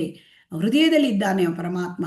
ಹೃದಯದಲ್ಲಿ ಇದ್ಕೊಂಡು ನಮಗೆಲ್ಲವನ್ನು ಕೂಡ ಕೊಡ್ತಾನೆ. ಹಾಗಾಗಿ ಈ ಸೂಕ್ಷ್ಮ ಶರೀರದಿಂದ ನಮಗೆಲ್ಲ ಕೂಡ ಕೊಡ್ತಾನೆ, ಆ ಹೃದಯದಿಂದ ಕೊಡ್ತಾನೆ. ಮತ್ತೆ ವೇದಗಳನ್ನು ತಿಳಿದವನು ಭಗವಂತ, ಆ ವೇದಗಳನ್ನು ರಚಿಸಿದವನು ಭಗವಂತ, ಆ ವೇದಗಳಿಂದ ಗುರಿ ಭಗವಂತ. ಸೊ ಹಾಗಾಗಿ ನಮ್ಗೆ ಇದು ತುಂಬಾ ಮುಖ್ಯವಾದದ್ದು. ಇದನ್ನೆಲ್ಲ ನಾವು ಅರ್ಥಕೊಳ್ಬೇಕು. ಈಗ ನಾವು ಕಡೆಯದಾಗಿ ಇಲ್ಲಿ ಕಡೆಯ ವಿಚಾರ ತ್ರಿಶ್ಲೋಕಿ ಭಗವದ್ಗೀತಾ. ಇದರಲ್ಲಿ ನೋಡೋಣ 16, 17, 18, 19, 20. ಅದರಲ್ಲಿ 16, 17 ಮತ್ತು 18 ಭಗವಂತನ ಜೊತೆ ನಮ್ಮ ಸಂಬಂಧ ಏನು. ಆಮೇಲೆ 19ನೇ ಶ್ಲೋಕ ಆ ಸಂಬಂಧವನ್ನ ನಾವು ಪಡ್ಕೊಳ್ಳಿಕ್ಕೆ ನಾವು ಏನ್ ಮಾಡ್ಬೇಕು. ಈಗ ಸಂಬಂಧ ನಮ್ಗೆ ಮರ್ತು ಹೋಗಿದೆ, ಅದನ್ನ ನಾವು ಮತ್ತೆ ಹಿಂದೆ ಆ ಸ್ಮರಣೆಯನ್ನು ಮಾಡಲಿಕ್ಕೆ ಭಗವಂತನ ಜೊತೆ ಸಂಪರ್ಕವನ್ನು ಹೇಗೆ ಪಡ್ಕೋಬೇಕು, ಅದು 19ನೇ ಶ್ಲೋಕ. 20ನೇ ಶ್ಲೋಕ ಪ್ರಯೋಜನ. ನಾವು ಭಗವಂತನ ಜೊತೆ ಸಂಬಂಧ ಮಾಡಿದ್ರೆ, ನಾವು ಭಗವಂತನ ಜೊತೆ ನಾವು ಅವನನ್ನ ನೆನಪು ಮಾಡ್ಕೊಂಡ್ರೆ, ಅಥವಾ ಇದನ್ನ ನಮ್ಗೆ ಏನ್ ಪ್ರಯೋಜನ ಸಿಕ್ಕುತ್ತೆ, ಇದು ಕೂಡ ನಾವು ತಿಳ್ಕೊಳ್ಳಿಕ್ಕೆ ಸಾಧ್ಯ ಈ ಒಂದು ಶ್ಲೋಕಗಳಲ್ಲಿ. ದ್ವಾವಿಮೌ ಪುರುಷೌ ಲೋಕೇಶ್ಚರ ಕ್ಷರಶ್ಚ ಅಕ್ಷರ ಏವ ಚ ಕ್ಷರಃ ಸರ್ವಾಣಿ ಭೂತಾನಿ ಕೂಟಸ್ಥೋ ಅಕ್ಷರ ಉಚ್ಯತೆ ಉತ್ತಮಃ ಪುರುಷಸ್ತ್ವನ್ಯಃ ಪರಮಾತ್ಮೇತಿ ಉದಾಹೃತಃ ಯೋ ಲೋಕತ್ರಯಮಾವಿಶ್ಯ ಬಿಭರ್ತವ್ಯಯ ಈಶ್ವರಃ. ಸೊ ಈಗ ಭಗವಂತ ಏನ್ ಹೇಳ್ತಾ ಇದ್ದಾನೆ ಅಂತಾನೆ, ಪುರುಷರಲ್ಲಿ ಎರಡು ರೀತಿ ಇರ್ತವೆ ವರ್ಗಗಳು, ಕ್ಷರರು ಮತ್ತು ಅಕ್ಷರರು. ಈಗ ಅಕ್ಷರರು, ಕ್ಷರರು ಅಂತಂದ್ರೆ ಯಾರು? ಕ್ಷರರು ಅಂತಂದ್ರೆ ಇಲ್ಲಿ ಎಲ್ಲ ಭೌತಿಕ ಪ್ರಪಂಚದಲ್ಲಿ ಇರ್ತಕ್ಕಂಥ ಎಲ್ಲ ಜೀವಿಗಳು ಕ್ಷರರು. ಈ ಭೌತಿಕ ಪ್ರಪಂಚದಲ್ಲಿ ವಿಭಿನ್ನ ಬೇರೆ ಬೇರೆ ಜೀವರಾಶಿಗಳಿರುತ್ತೆ. ಸೊ ಇದು ಐಹಿಕ ಪ್ರಪಂಚದಲ್ಲಿ ಅವರು ಇರ್ತಾರೆ, ಎಲ್ಲ ಜೀವಿಗಳು. ಇದನ್ನ ಜೀವಭೂತ ಅಂತ ಕೂಡ ಕರೀತಾರೆ. ಸೊ ಈಗ ಈ ಜೀವಿಗಳು ಭೌತಿಕ ಪ್ರಪಂಚದಲ್ಲಿ ಅವರು ಮನಸ್ಸು ಮತ್ತು ಪಂಚೇಂದ್ರಿಯಗಳೊಡನೆ ತಮ್ಮ ಜೀವನವನ್ನು ಮಾಡಲಿಕ್ಕಾಗಿ ಸೆಣಸಾಡ್ತಾ ಇರ್ತಾರೆ. ಸೊ ಹಾಗಾಗಿ ಇಲ್ಲಿ ಮನಃಷ್ಟಾನಿ ಇಂದ್ರಿಯಾಣಿ ಪ್ರಕೃತಿ ಸ್ಥಾನಿ ಕರ್ಷತಿ. ಇದು ಕ್ಷರರು. ಆ ಕ್ಷರರು ಮತ್ತೆ ಜಡದೇಹ, ಈ ದೇಹವನ್ನ ಬದಲು ಮಾಡ್ಕೊಳ್ತಾ ಇರ್ತಾರೆ, ಯಾಕೆಂದ್ರೆ ಅವರು ಭೌತಿಕ ಪ್ರಪಂಚದಲ್ಲಿ ಇರ್ತಾರೆ. ಆದರೆ ಅಕ್ಷರರು ಅಂತಂದ್ರೆ ಅವರು ಆಧ್ಯಾತ್ಮಿಕ ಲೋಕದಲ್ಲಿ ಇರ್ತಕ್ಕಂಥ ಜೀವಿಗಳು. ಅವರು ಆಧ್ಯಾತ್ಮ ದೇಹವನ್ನ ಪಡ್ಕೊಂಡಿರ್ತಾರೆ. ಸೊ ಅವರ ದೇಹದಲ್ಲಿ ಯಾವಾಗಲೂ ಬದಲಾವಣೆ ಇರೋದಿಲ್ಲ, ಯಾಕಂದ್ರೆ ಆಧ್ಯಾತ್ಮಿಕ ಶರೀರ ಅದು ಕೂಡ ಸಚ್ಚಿದಾನಂದ ಶರೀರ. ಸೊ ಹಾಗಾಗಿ ಆಧ್ಯಾತ್ಮಿಕ ಲೋಕದಲ್ಲಿ ಎಲ್ಲವೂ ಕೂಡ, ಎಲ್ಲ ಜೀವಿಗಳು ಕೂಡ ಭಗವಂತನ ಯಾವ ತರ ಇಚ್ಛೆ ಇದೆಯೋ ಅದೇ ತರ ಏಕತೆಯಲ್ಲಿ ಇರುತ್ತಾರೆ. ಸೊ ಹಾಗಾಗಿ ಅವರು ಭಗವಂತನ ಆನಂದದಲ್ಲಿ ಅವರು ಭಾಗಿಯಾಗ್ತಾರೆ, ಈ ಅಕ್ಷರರು. ಮತ್ತೆ ಈ ಅಕ್ಷರರು ಯಾವಾಗಲೂ ಅವರಿಗೆ ಯಾವುದೇ ಆದ ಜನ್ಮ ಮೃತ್ಯು ಜರ ವ್ಯಾಧಿ ಯಾವುದೂ ಇಲ್ಲ, ದೇಹ ಬದಲಾವಣೆ ಕೂಡ ಅವರಲ್ಲಿ ಇಲ್ಲ. ಇದು ಈ ರೀತಿಯಾಗಿ ಜೀವಿಗಳಲ್ಲಿ ಎರಡು ರೀತಿ, ಕ್ಷರರು ಮತ್ತು ಅಕ್ಷರರು. ಆಮೇಲೆ 17ನೇ ಶ್ಲೋಕದಲ್ಲಿ ಏನ್ ಹೇಳ್ತಾನೆ, ಇವರಿಬ್ಬರಲ್ಲದೆ ಅತ್ಯುತ್ತಮವಾದ ಜೀವಂತ ವ್ಯಕ್ತಿಯಾದ ಪರಮಾತ್ಮನು ಸ್ವತಃ ಅವಿನಾಶಿ, ಉತ್ತಮ ಪುರುಷಸ್ತು ಅನ್ಯ ಪರಮಾತ್ಮೇತಿ ಉದಾಹೃತಃ. ಈ ಕ್ಷರಾಕ್ಷರ ಬಿಟ್ಟು ಇನ್ನೊಂದು ಉತ್ತಮ ಜೀವಿ ಇದ್ದಾನೆ, ಅವನೇ ಭಗವಂತ. ಸೊ ಅವನು ಅವಿನಾಶಿ ಮತ್ತು ಅವನು 3 ಜಗತ್ತುಗಳನ್ನು ಪ್ರವೇಶಿಸಿದ್ದಾನೆ. ಏನ್ ಮಾಡ್ತಾನೆ ಭಗವಂತ? ಪರಮಾತ್ಮನಾಗಿ ಎಲ್ಲ ಜಗತ್ತಲ್ಲೂ ಕೂಡ ಪ್ರವೇಶ ಮಾಡ್ತಾನೆ ಮತ್ತು ಎಲ್ಲ ಜೀವಿಗಳನ್ನು ಪಾಲನೆ ಮಾಡ್ತಾನೆ. ಪಾಲನೆ ಮಾಡ್ತಕ್ಕಂಥ ಶಕ್ತಿ ಭಗವಂತ.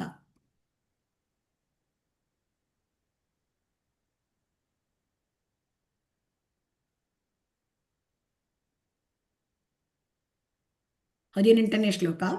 ಯಸ್ಮಾತ್ ಅಕ್ಷರಂ ಇತಿ ಅತೀತೋ ಅಹಂ ಅಕ್ಷರಾದಪಿ ಚೋತ್ತಮಃ ಅತೋಸ್ಮಿ ಲೋಕೆ ವೇದೇ ಚ ಪ್ರತಿತಃ ಪುರುಷೋತ್ತಮಃ. ನಾನು ಕ್ಷರ ಮತ್ತು ಅಕ್ಷರಗಳಿಗೆ ಅತೀತನು ಮತ್ತು ಅತಿ ಉತ್ತಮನು. ಆದುದರಿಂದ ಪ್ರಪಂಚವು, ವೇದಗಳು ಪುರುಷೋತ್ತಮನೆಂದು ನನ್ನನ್ನು ಪ್ರಾರ್ಥನೆ ಮಾಡುತ್ತವೆ. ಹಾಗಾಗಿ ಇಲ್ಲಿ ಪುರುಷೋತ್ತಮ ಅಂದ್ರೆ ಏನು? ಪುರುಷೋತ್ತಮ ಅಂದ್ರೆ ದೇವೋತ್ತಮ ಪರಮಪುರುಷ ಭಗವಂತ ಕೃಷ್ಣ. ಸೊ ಅವನು ಏನು ಅಕ್ಷರ ಕ್ಷರ ಇವುಗಳೆಲ್ಲಕ್ಕಿಂತ ಅತೀತನು ಅವನು ಮತ್ತು ಅತಿ ಉತ್ತಮನು. ಸೊ ಇವನು ಪುರುಷೋತ್ತಮ. ಸೊ ಆಗ ಅವನು ಸಚ್ಚಿದಾನಂದ ವಿಗ್ರಹ. ಅವನಲ್ಲಿ ಯಾವುದೇ ಷಡ್ವಿಕಾರಗಳಿಲ್ಲ, ಅವನಲ್ಲಿ ಯಾವುದೇ ದೇಹ ಬದಲಾವಣೆ ಇಲ್ಲ. ಅವನದು ಸಚ್ಚಿದಾನಂದ ಶರೀರ. ಅವನು ಷಡೈಶ್ವರ್ಯ ಸಂಪನ್ನ. ಅವನನ್ನು ಪುರುಷೋತ್ತಮ ಅಂತ ಎಲ್ಲ ವೇದಗಳು ಮತ್ತು ಎಲ್ಲರೂ ಕೂಡ ಪ್ರಾರ್ಥನೆ ಮಾಡ್ತಾರೆ. ಇಲ್ಲಿ 2 ಚಿತ್ರಗಳನ್ನ ನಾವು ನೋಡ್ತಾ ಇದ್ದೇವೆ. ಸೊ ಇಲ್ಲಿ ಭಗವಂತ ಎಷ್ಟು ದೊಡ್ಡವನು ಅಂತ ಇಲ್ಲಿ ನಾವು ನೋಡ್ಕೋಬೇಕು. ಇವನು ಇಲ್ಲಿ ನಾವು ನೋಡ್ತಾ ಇದ್ದೇವೆ, ನರಕಾಸುರ ವಧೆ ಮಾಡಿದ ಮೇಲೆ ಇಲ್ಲಿ ಅಲ್ಲಿ 16,100 ಜನ ಅವರ ರಾಜ್ಕುಮಾರಿಯರೆಲ್ಲರನ್ನು ಬಂಧಿಸಿಟ್ಟಿರ್ತಾರೆ ನರಕಾಸುರ. ಆ ನರಕಾಸುರ ಅವನ ವಧೆ ಆದಮೇಲೆ ಇವರೆಲ್ಲರೂ ಕೂಡ ತನ್ನನ್ನು ವಿವಾಹವಾಗುವಂತ ಪ್ರಾರ್ಥನೆ ಮಾಡ್ಕೊಳ್ತಾರೆ. ಯಾಕೆ ಅಂತಂದ್ರೆ ಇವರಿಗೆ ಒಮ್ಮೆ ರಾಜನ ಒಂದು ಯಾರಾದರೂ ಬಂದಿಯಾಗಿದ್ದ ಅವರಿಗೆ ಬೇರೆ ಯಾರು ಕೂಡ ಅವರನ್ನು ವಿವಾಹ ಮಾಡ್ಕೊಳ್ಳೋದೇ ಇಲ್ಲ. ಸೊ ಅದಕ್ಕೆ ಅವರು ಭಗವಂತ ಅವರನ್ನ ಎಲ್ಲರನ್ನು ಕೂಡ ವಿವಾಹವಾಗ್ತಾನೆ. ಅದೇ 16,108 ಜನ. ಇದು ಹೇಗೆ ಕೇಳಿದರೆ ಆ ಭಗವಂತನ ಅದು ಅವ್ಯಾಜ ಕರುಣೆ ಮತ್ತು ಅವನು ಇವರೆಲ್ಲರೂ ಕೂಡ ಅವನ ರಾಣಿಯರಾಗ್ತಾರೆ ಮುಂದೆ. ಅಂದ್ರೆ ಇದು ಭಗವಂತನ ಏನು ವಿವಾಹವಾಗೋದು, ಇವರು ಹೇಗೆ ಶುದ್ಧ ಆದರು ಅಂದ್ರೆ ಭಗವಂತನ ಆ ಕರುಣಾಪೂರ್ಣ ದೃಷ್ಟಿಯಿಂದನೇ ಅವರೆಲ್ಲರೂ ಕೂಡ ತುಂಬಾ ಪರಿಶುದ್ಧರಾದಂತೆ ಮತ್ತೆ ಭಗವಂತನ ಪಡ್ಕೊಂಡು, ಇವರು ಸಾಧಾರಣ ಅಲ್ಲ, ಭಗವಂತನ ಪಡ್ಕೊಳ್ತಾರೆ ಅಂದ್ರೆ ಇವರೆಲ್ಲರೂ ಕೂಡ ಇವರೆಲ್ಲರೂ ಸಾಧಾರಣ ರಾಜ್ಕುಮಾರಿಯರಲ್ಲ, ಅವರು ಕೂಡ ತುಂಬಾ ತುಂಬಾ ಶುದ್ಧ ಭಕ್ತರು. ಸೊ ಅವರ ಲೀಲೆ, ಅದಕ್ಕಾಗಿ ಇದನ್ನು ತೋರಿಸಿದ್ದಾರೆ ಇಲ್ಲಿ. ಮತ್ತೆ ಈಗ ಭಗವಂತ ಹೇಗೆ ಇಲ್ಲಿ ಬ್ರಹ್ಮ ವಿಮೋಹನ ಲೀಲೆ ನೋಡ್ತಾ ಇದ್ದೇವೆ. ಬ್ರಹ್ಮ ಹೇಗೆ ಒಂದು ಇಲ್ಲಿ ಕೃಷ್ಣ ಅಂದ್ರೆ ಬಾಲಕ ಕೃಷ್ಣ ಗೋವರ್ಧನ ಪರ್ವತವನ್ನು ಎತ್ತಿದಾಗ, ಆಮೇಲೆ ಎತ್ತಿದ ಮೇಲೆ ಅದರ ಅವನು 7 ವರ್ಷದ ಬಾಲಕ, ಚಿಕ್ಕ ಕಿರುಬೆರಳಿಂದ ಎಡಗೈ ಕಿರುಬೆರಳಿಂದ 7 ಹಗಲು 7 ರಾತ್ರಿ ಇದನ್ನು ಎತ್ತಿ ಹಿಡಿದಾಗ ಅಂದ್ರೆ ಬ್ರಹ್ಮನಿಗೆ ಸುದ್ದಿ ಹೋಯಿತು. ಬ್ರಹ್ಮ ಇದ್ಯಾರು ಇವನು ಬಾಲಕ ಈ ತರ ಮಾಡ್ತಾನೆ, ನಿಜವಾಗೂ ಇವ್ರು ಯಾರು ಅಂತ ನೋಡ್ಕೊಂಡು ಬಂದು ಇವನಿಗೆ ಪರೀಕ್ಷೆ ಮಾಡ್ಬೇಕು ಅಂತ ಅವರಿಗೆ ಮನಸ್ಸು ಬಂತು. ಸೊ ಅದಕ್ಕೆ ಅಲ್ಲಿ ಬ್ರಹ್ಮ ಬರ್ತಾನೆ. ಬ್ರಹ್ಮ ಬಂದು ಏನು ನೋಡಿದಾಗ ಅವನೇನ್ ಮಾಡ್ತಾನೆ, ಎಲ್ಲ ಕರುಗಳನ್ನ ಮತ್ತೆ ಗೋಪ ಬಾಲಕರನ್ನ ಅಪಹರಿಸಿ ಬಿಡ್ತಾನೆ. ಆಗ ಕೃಷ್ಣ ಮತ್ತೆ ಬಂದು ನೋಡ್ತಾನೆ. ಬ್ರಹ್ಮ ಒಂದು ಕ್ಷಣದಲ್ಲಿ ಮತ್ತೆ ಬಂದು ನೋಡ್ತಾನೆ. ಇಲ್ಲಿ ಒಂದು ಕ್ಷಣ ಅಂದರೆ ಬ್ರಹ್ಮನ 1 ವರ್ಷ ಅಂದರೆ ಇಲ್ಲಿ 1 ವರ್ಷ ಆಗ್ಬಿಟ್ಟಿರುತ್ತೆ ಬ್ರಹ್ಮನ 1 ಕ್ಷಣ. ಅಲ್ಲಿ ನೋಡೋಟೊತ್ತಿಗೆ ಎಲ್ಲರೂ ಇದ್ದ ಹಾಗೇ ಇದ್ದಾರೆ. ಅಂದರೆ ಎಲ್ಲ ಕರುಗಳು ಮತ್ತು ಎಲ್ಲ ಗೋಪಪಾಲಕರು ಅದೇ ಥರ ಈ ಕೃಷ್ಣ ಅದೇ ಥರ ವಿಸ್ತರಣೆ ಮಾಡ್ಕೊಂಡ್ಬಿಟ್ಟಿರ್ತಾನೆ. ಮತ್ತು ಅವನು ಆಮೇಲೆ ಮತ್ತೊಂದು ರೀತಿಯಾಗಿ ಚಿತ್ರವೂ ಕಾಣುತ್ತೆ ಬ್ರಹ್ಮನಿಗೆ. ಏನಂದರೆ ಎಲ್ಲರೂ ವಿಷ್ಣುಮೂರ್ತಿಗಳಾಗಿ ಕಾಣ್ತಾರೆ ಅವನಿಗೆ. ಅಂದರೆ ಈ ಥರ ವಿಸ್ತಾರ ದಿಗ್ಭ್ರಮೆಗೊಳ್ತಾನೆ ಬ್ರಹ್ಮ. ಸೊ ಅದನ್ನು ತೋರಿಸಿದ್ದಾರೆ. ಹಾಗಾಗಿ ಇದೆಲ್ಲ ಅವನು ಉತ್ತಮ ಪುರುಷ, ಎಷ್ಟು ದೇವರು ದೊಡ್ಡವನು ಅಂತ ಹೇಳಿ ತಿಳ್ಕೊತೇವೆ. ಎಷ್ಟು ದೊಡ್ಡವನು ದೇವರು, ಇದನ್ನು ನೋಡಿದರೆ ನಮಗೆ ಅರ್ಥ ಆಗತ್ತೆ. ಇಲ್ಲಿ 19ನೇ ಶ್ಲೋಕ ನೋಡೋಣ. ಯೋ ಮಾಮೇವಂ ಅಸಮ್ಮೂಢೋ ಜಾನಾತಿ ಪುರುಷೋತ್ತಮಂ ಸಾ ಸರ್ವವಿದ್ಭಜತಿ ಮಾಂ ಸರ್ವಭಾವೇನ ಭಾರತ.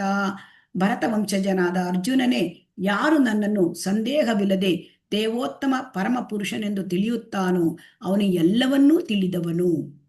ಆದ್ದರಿಂದ ಆತನು ಸಂಪೂರ್ಣ ಭಕ್ತಿ ಸೇವೆಯಲ್ಲಿ ನಿರತನಾಗಿರುತ್ತಾನೆ. ಈಗ ಭಗವಂತ ಇಲ್ಲಿ ಸಂಬಂಧ ಜ್ಞಾನವನ್ನು ನಾವು ನೋಡಿದ್ದೀವಿ ತ್ರಿಶ್ಲೋಕ್ಯ ಭಗವದ್ಗೀತೆಯಲ್ಲಿ 16, 17, 18. ಆ ಭಗವಂತ ಅಂದರೆ ಯಾರು ಮತ್ತು ಜೀವಾತ್ಮ ಅಂದರೆ ಯಾರು, ಭಗವಂತನಿಗೂ ಮತ್ತು ಜೀವಾತ್ಮನಿಗೂ ಸಂಬಂಧ ಏನುಂಟು ಇದನ್ನು ಕೂಡ ತಿಳಿದ ಮೇಲೆ ಆ ಭಗವಂತನನ್ನು ನಾವು ಹೇಗೆ ಪಡ್ಕೊಳ್ಳೋದು, ಅದು ಅಭಿಧೇಯ ಜ್ಞಾನ. ಈ ಅಭಿಧೇಯ ಜ್ಞಾನದಲ್ಲಿ ಹೇಗೆ ಅಂತಂದರೆ ಯಾರಿಗೆ ಸಂದೇಹ ಇರೋದಿಲ್ಲ, ದೇವೋತ್ತಮ ಪರಮಪುರುಷ ಕೃಷ್ಣ ಯಾರಿಗೆ ಸಂದೇಹ ಇರುವುದಿಲ್ಲ ಅವರಿಗೆ ಅವನು ಎಲ್ಲವನ್ನೂ ತಿಳಿದವನು. ಯಾರು ಕೃಷ್ಣ ದೇವೋತ್ತಮ ಪರಮಪುರುಷ ಅಂತ ತಿಳ್ಕೋತಾರೆ ಅವನು ಎಲ್ಲವನ್ನು ತಿಳಿದವರು. ಯಾಕೆಂದರೆ ಅದೇ ಕೊನೆಯ ಜ್ಞಾನ, ಅದಕ್ಕಿಂತ ಉತ್ತಮವಾದ ಜ್ಞಾನ ಬೇರೆ ಇಲ್ಲ. ಸೊ ಹಾಗಾಗಿ ಅವನು ಎಲ್ಲವನ್ನೂ ತಿಳಿದವನು.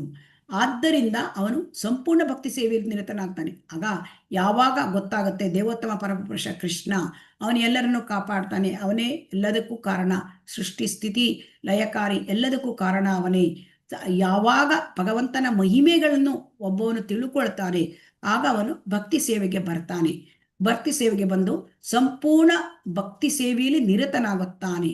ಸಂಪೂರ್ಣ ಭಕ್ತಿ ಸೇವೆ ಅಂತಂದರೆ ಶ್ರವಣ ಕೀರ್ತನ, ನವವಿಧ ಭಕ್ತಿ, ಶ್ರವಣಂ ಕೀರ್ತನಂ ಸ್ಮರಣಂ ಪಾದ ಸೇವನಂ ಅರ್ಚನಂ ವಂದನಂ ದಾಸ್ಯಂ ಸಖ್ಯಂ ಆತ್ಮನಿವೇದನಂ. ಅದರಲ್ಲಿ ಆರಂಭಿಕ ಭಕ್ತರಿಗೆ ಮುಖ್ಯವಾದದ್ದು ಶ್ರವಣ, ಆಮೇಲೆ ಕೀರ್ತನ.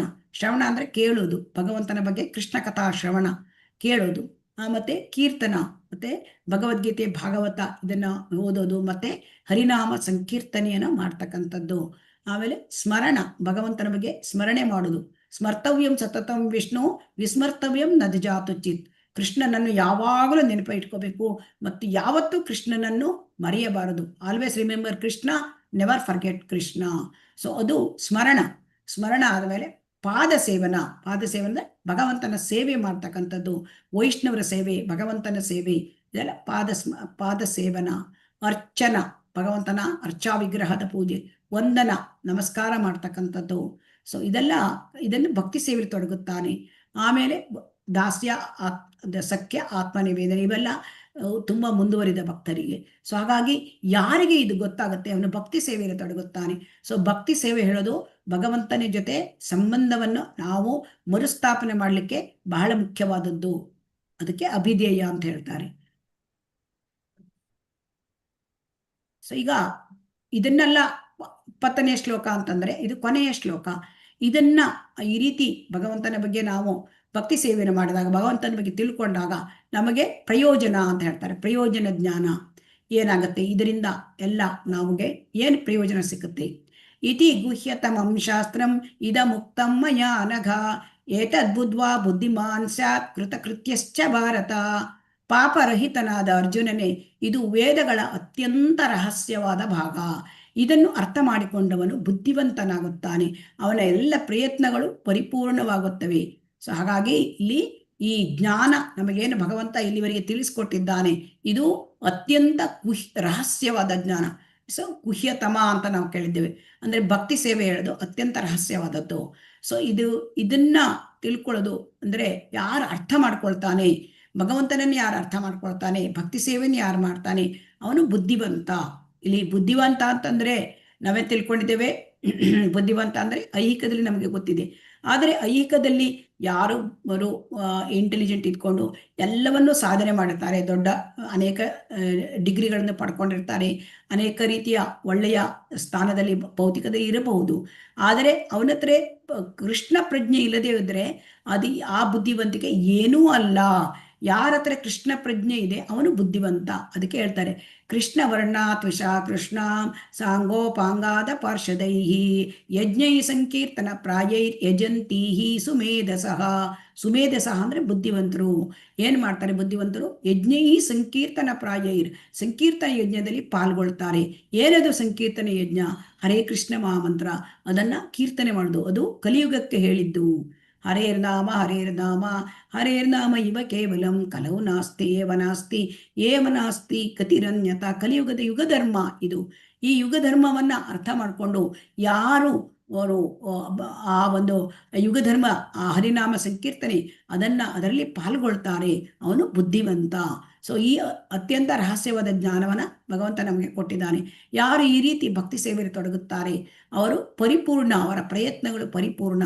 ಅಂದರೆ ಅವರು ಭಗವಂತನ ಲೋಕಕ್ಕೆ ಮತ್ತೆ ಹೋಗಲಿಕ್ಕೆ ಸಾಧ್ಯ. ಸೊ ಈ ಎಲ್ಲ ವಿಚಾರಗಳನ್ನು, ಅತ್ಯಂತ ರಹಸ್ಯದ ವಿಚಾರಗಳನ್ನು ವ್ಯಕ್ತಿ ಯಾರಿಗೆ ಹೇಳ್ತಾನೆ? ತನಗೆ ಹಾಗೆ ತುಂಬ ಹತ್ತಿರವಾದ ವ್ಯಕ್ತಿಗೆ ಹೇಳ್ತಾನೆ, ತುಂಬ ಕ್ಲೋಸ್ ಅವರಿಗೆ ಹೇಳ್ತಾನೆ. ಹಾಗೆ ಇಲ್ಲಿ ಭಕ್ತರು ಭಗವಂತನಿಗೆ ತುಂಬ ಹತ್ತಿರದವರು. ಅರ್ಜುನ ಶುದ್ಧ ಭಕ್ತ. ಸೊ ಹಾಗಾಗಿ ಅರ್ಜುನನಿಗೆ ಹೇಳ್ತಾನೆ, ಅರ್ಜುನನ ಮುಖಾಂತರ ನಮಗೆ ಈ ಭಗವದ್ಗೀತೆಯನ್ನು ಕೊಟ್ಟಿದ್ದಾನೆ. ಆದ್ದರಿಂದ ನಾವೆಲ್ಲರೂ ಕೂಡ ಇದನ್ನು ಅರ್ಥ ಮಾಡಲಿಕ್ಕೆ ಪ್ರಯತ್ನ ಮಾಡೋಣ. ಹರೇ ಕೃಷ್ಣ. ಇವತ್ತಿನ ದಿವಸ ನಾವೇನು ತಿಳ್ಕೊಂಡ್ವಿ? ಈ ಭೌತಿಕ ಪ್ರಪಂಚ ಇದರಿಂದ ಹೇಗೆ ಬೇರ್ಪಡುವುದು? ಈಗ ಊರ್ಧ್ವ ಮೂಲಂ ಅಧಃಶಾಖಂ ಅಶ್ವತ್ಥಂ ಪ್ರಾಹುರೈ ಅವ್ಯಯಂ ಛಂದಾಂಸಿ ಯಸ್ಯ ಪರ್ಣಾನಿ ಯಸ್ತಂ ವೇದ ಸ ವೇದವೀತ್.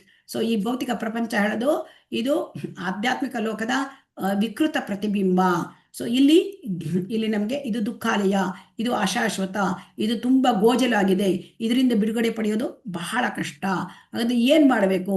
ಅನಾಸಕ್ತಿ ಮತ್ತು ದೃಢ ಮನಸ್ಸಿನಿಂದ ಇದನ್ನು, ಈ ಭೌತಿಕ ವೃಕ್ಷ, ಈ ಮಾಯಾ ವೃಕ್ಷವನ್ನು ನಾವು ಕತ್ತರಿಸಿ ಹಾಕಬೇಕು. ಇದಕ್ಕೆ ನಮಗೆ ಹೇಗೆ ಅನಾಸಕ್ತಿ ಪಡ್ಕೊಳ್ಳೋದು ಅಂದರೆ ಶುದ್ಧ ಭಕ್ತರ ಸಂಘದಲ್ಲಿದ್ದು ಆ ಶ್ರವಣ, ಭಗವಂತನ ಭಕ್ತಿ ಕ್ರಿಯೆಗಳು, ಆ ಶ್ರವಣ ಇದನ್ನು ಮಾಡಬೇಕು. ಶುದ್ಧ ಭಕ್ತರ ಸಂಘದಲ್ಲಿ ಇರಬೇಕು ಮತ್ತು ಭಕ್ತಿ ಒಂದು ಚಟುವಟಿಕೆಗಳನ್ನು ಮಾಡಬೇಕು. ಭಗವದ್ಗೀತೆ, ಭಾಗವತ ಇದನ್ನು ಕೇಳೋದು, ಈ ರೀತಿಯಾದ ಮಾಡೋದ್ರಿಂದ ಅನಾಸಕ್ತಿ ಬರುತ್ತೆ. ಯಾರು ಕೃಷ್ಣನಿಗೆ ಶರಣಾಗ್ತಾರೆ ಅವರು ತನ್ನಿಂತಾನೇ ಅವರಿಗೆ ಈ ಐಕ ಪ್ರಪಂಚದಿಂದ ಬೇರ್ಪಡುತ್ತಾರೆ. ಸೊ ಆವಾಗ ಆಧ್ಯಾತ್ಮಿಕ ಲೋಕಕ್ಕೆ ಹೋಗಲಿಕ್ಕೆ ತುಂಬ ಸುಲಭ. ಯಾಕೆ? ಅಲ್ಲಿ ಏನಿದೆ, ಆಧ್ಯಾತ್ಮಿಕ ಲೋಕ ಹೇಗಿದೆ ಅಂತ ಭಗವಂತ ನಮಗೆ ತಿಳಿಸ್ಕೊಟ್ಟ. ಅಲ್ಲಿ ಏನಿದೆ ಆಧ್ಯಾತ್ಮಿಕ ಲೋಕದಲ್ಲಿ, ಅಲ್ಲಿ ಸೂರ್ಯ ಮತ್ತು ಚಂದ್ರ ಇವರ ಅವಶ್ಯಕತೆ ಇಲ್ಲ. ಆ ಲೋಕದಲ್ಲಿ ತುಂಬ ಅಲ್ಲಿ ಆನಂದದಿಂದ ತುಂಬಿಕೊಂಡಿದೆ ಆ ಲೋಕ. ಅದನ್ನೆಲ್ಲ ಭಗವಂತ ನಮಗೆ ತಿಳಿಸಿದರು. ಅದು ಶಾಶ್ವತವಾದ ಲೋಕ. ಅಲ್ಲಿ ಇರ್ತಕ್ಕಂಥದ್ದು, ಅಲ್ಲಿ ಜನ್ಮ ಮೃತ್ಯು ಜರಾವ್ಯಾಧಿ ಇಲ್ಲ. ಸೊ ಹಾಗಾಗಿ ಅಲ್ಲಿ ಆನಂದ ಲೋಕದಲ್ಲಿ ಬನ್ನಿ ಅಂತ ಭಗವಂತ ಕರೀತಾ ಇದ್ದಾನೆ. ಯಾಕೆಂದ್ರೆ ನೀವೆಲ್ಲ ನನ್ನ ಅಂಶ, ಮಮೈವಾಂಶೋ ಜೀವಲೋಕೆ ಜೀವಭೂತ ಸನಾತನ. ನೀವೆಲ್ಲ ನನ್ನ ಮಕ್ಕಳು. ಆದ್ದರಿಂದ ನೀವು ಯಾಕೆ ಇಲ್ಲಿ ಕಷ್ಟಪಡ್ತಾ ಇದ್ದೀರಿ ಭೌತಿಕ ಪ್ರಪಂಚದಲ್ಲಿ? ಹಾಗೆ ಆಮೇಲೆ ಕೂಡ ನಮಗೆ ಈ ಪ್ರಸರಣ ಕಾರ್ಯ ಅಂದರೆ ಇಲ್ಲಿ ಒಂದು ದೇಹದಿಂದ ಇನ್ನೊಂದು ದೇಹಕ್ಕೆ ಆ ಆತ್ಮ ಹೇಗೆ ಹೋಗುತ್ತೆ? ನಾವು ಭೌತಿಕ ಪ್ರಪಂಚದಲ್ಲಿ ನಾವು ಭಗವಂತನ ಲೋಕಕ್ಕೆ ಹಿಂದಿರುಗದೆ ಹೋದರೆ ನಮ್ಮ ಪರಿಸ್ಥಿತಿ ಏನು? ನಮಗೆ ಮತ್ತೊಂದು ದೇಹ ಸಿಕ್ಕತ್ತೆ, ಅದು ಹೇಗೆ ಆತ್ಮ ಮತ್ತೊಂದು ದೇಹಕ್ಕೆ ವರ್ಗಾವಣೆ ಆಗ್ತದೆ ಅದನ್ನು ಕೂಡ ನಾವು ತಿಳ್ಕೊಂಡ್ವಿ. ಆಮೇಲೆ ಒಂದು ದೇಹಕ್ಕೆ ಮತ್ತೊಂದು ದೇಹಕ್ಕೆ ವರ್ಗಾವಣೆ ಆದಾಗ ಆತ್ಮಕ್ಕೆ ಏನು ಮಾಡ್ಲಿಕ್ಕಾಗಲ್ಲ. ಅದು ಆ ದೇಹದಲ್ಲಿ ಯಾವ ದೇಹ ಇರುತ್ತೆ, ಹಂದಿ ದೇಹ ಅಥವಾ ಆನೆ ದೇಹ ಅಥವಾ ನಾಯಿ ದೇಹ ಅಥವಾ ಮನುಷ್ಯ ದೇಹ ಹೇಗಿರುತ್ತೆ ಅಂತಹ ಶರೀರದಲ್ಲಿ ಅವನು ಜೀವನವನ್ನು ನಡೆಸಬೇಕಾಗತ್ತೆ. ಸೊ ಹಾಗಾಗಿ ಇಲ್ಲಿ ಏನು ಮಾಡಬೇಕು? ಇದೆಲ್ಲ ಅರ್ಥ ಆಗೋದು ಮೂಢರಿಗೆ ಇದೆಲ್ಲ ಅರ್ಥ ಆಗೋದಿಲ್ಲ. ಇದ್ರ ಬಗ್ಗೆ ಅರ್ಥ ಆಗಬೇಕು ಅಂದರೆ ಜ್ಞಾನ ಚಕ್ಷುವನ್ನು ನಾವು ಬೆಳ್ಕೊಳ್ಬೇಕು. ಸೊ ಈ ಜ್ಞಾನ ಚಕ್ಷು ಹೇಗೆ ಸಿಕ್ಕುತ್ತೆ? ಇಲ್ಲಿ ಮೃಗಾರೆ ಕಥೆಯನ್ನು ನೋಡಿದ್ದೇವೆ. ಮತ್ತೆ ಇಲ್ಲಿ ನಾರದರಂತಹ ಶ್ರೇಷ್ಠ ಒಂದು ಭಕ್ತರು, ಸೊ ಅವರ ಸಂಘ. ಹಾಗಾಗಿ ಶುದ್ಧ ಭಕ್ತರ ಸಂಘದಲ್ಲಿ, ನಾವು ಭಕ್ತರ ಸಂಘದಲ್ಲಿ ಯಾವಾಗಲೂ ಇರಬೇಕು. ಹಾಗಾಗಿ ಆತ್ಮ ಸಾಕ್ಷಾತ್ಕಾರವನ್ನ ಪಡ್ಕೊಳ್ಬೇಕು. ಆಗ ನಮಗೆ ಏನಾಗತ್ತೆ, ಯಾವುದು ಸತ್ಯ, ಯಾವುದು ಯಾವ ಥರ ಅಂತ ನಮಗೆ ಸ್ಪಷ್ಟವಾಗಿ ಕಾಣುತ್ತೆ. ಸೊ ಹಾಗಾಗಿ ಈ ಭಗವಂತನ ಒಂದು ಹೇಗೆ ನಮ್ಮನ್ನು ಪಾಲನೆ ಮಾಡ್ತಾನೆ ಅದನ್ನು ಕೂಡ ಹೇಳಿದ್ದಾನೆ. ಅಂದರೆ ಒಂದು ಚಂದ್ರನಾಗಿ ನಮಗೆ ತರಕಾರಿಗಳಿಗೆ ಹಣ್ಣುಗಳಿಗೆ ರಸ ಕೊಡ್ತಾನೆ, ಆಮೇಲೆ ಸೂರ್ಯನಾಗಿ ಬೆಳಕನ್ನು ಕೊಡ್ತಾನೆ. ಸೊ ಇದನ್ನೆಲ್ಲ ಕೂಡ ಈ ಒಂದು ಭೌತಿಕ ಪ್ರಪಂಚವನ್ನ ನಮಗೆ ಕೊಟ್ಟಿದ್ದಾನೆ, ಆದರೆ ಭೌತಿಕ ಪ್ರಪಂಚವನ್ನು ಪಾಲನೆ ಮಾಡ್ತಾನೆ ಭಗವಂತ. ಸೊ ಹಾಗಾಗಿ ಸುಮ್ಮನೆ ಕೊಟ್ಟು ನಮ್ಮನ್ನು ಬಿಡ್ಲಿಲ್ಲ, ನಮಗೆ ಪಾಲನೆ ಮಾಡ್ತಾನೆ, ಅವನು ನಮ್ಮ ಪರಮ ತಂದೆ. ಸೊ ನಮ್ಮ ಹೇಗೆ ಪಾಲನೆ ಮಾಡ್ತಾನೆ, ಇಲ್ಲಿ ಆ ಒಂದು ಆ ಹೊಟ್ಟೆಯಲ್ಲಿ ನಮಗೆ ಜಠರಾಗ್ನಿಯಾಗಿ ನಾವು ತಿಂದ ಆಹಾರವನ್ನು ಕೂಡ ಜೀರ್ಣ ಮಾಡ್ತಾನೆ ಅಂತಹ ಭಗವಂತ. ಆ ರೀತಿಯಾಗಿ ನಮ್ಮನ್ನ ಕಾಪಾಡ್ತಾನೆ.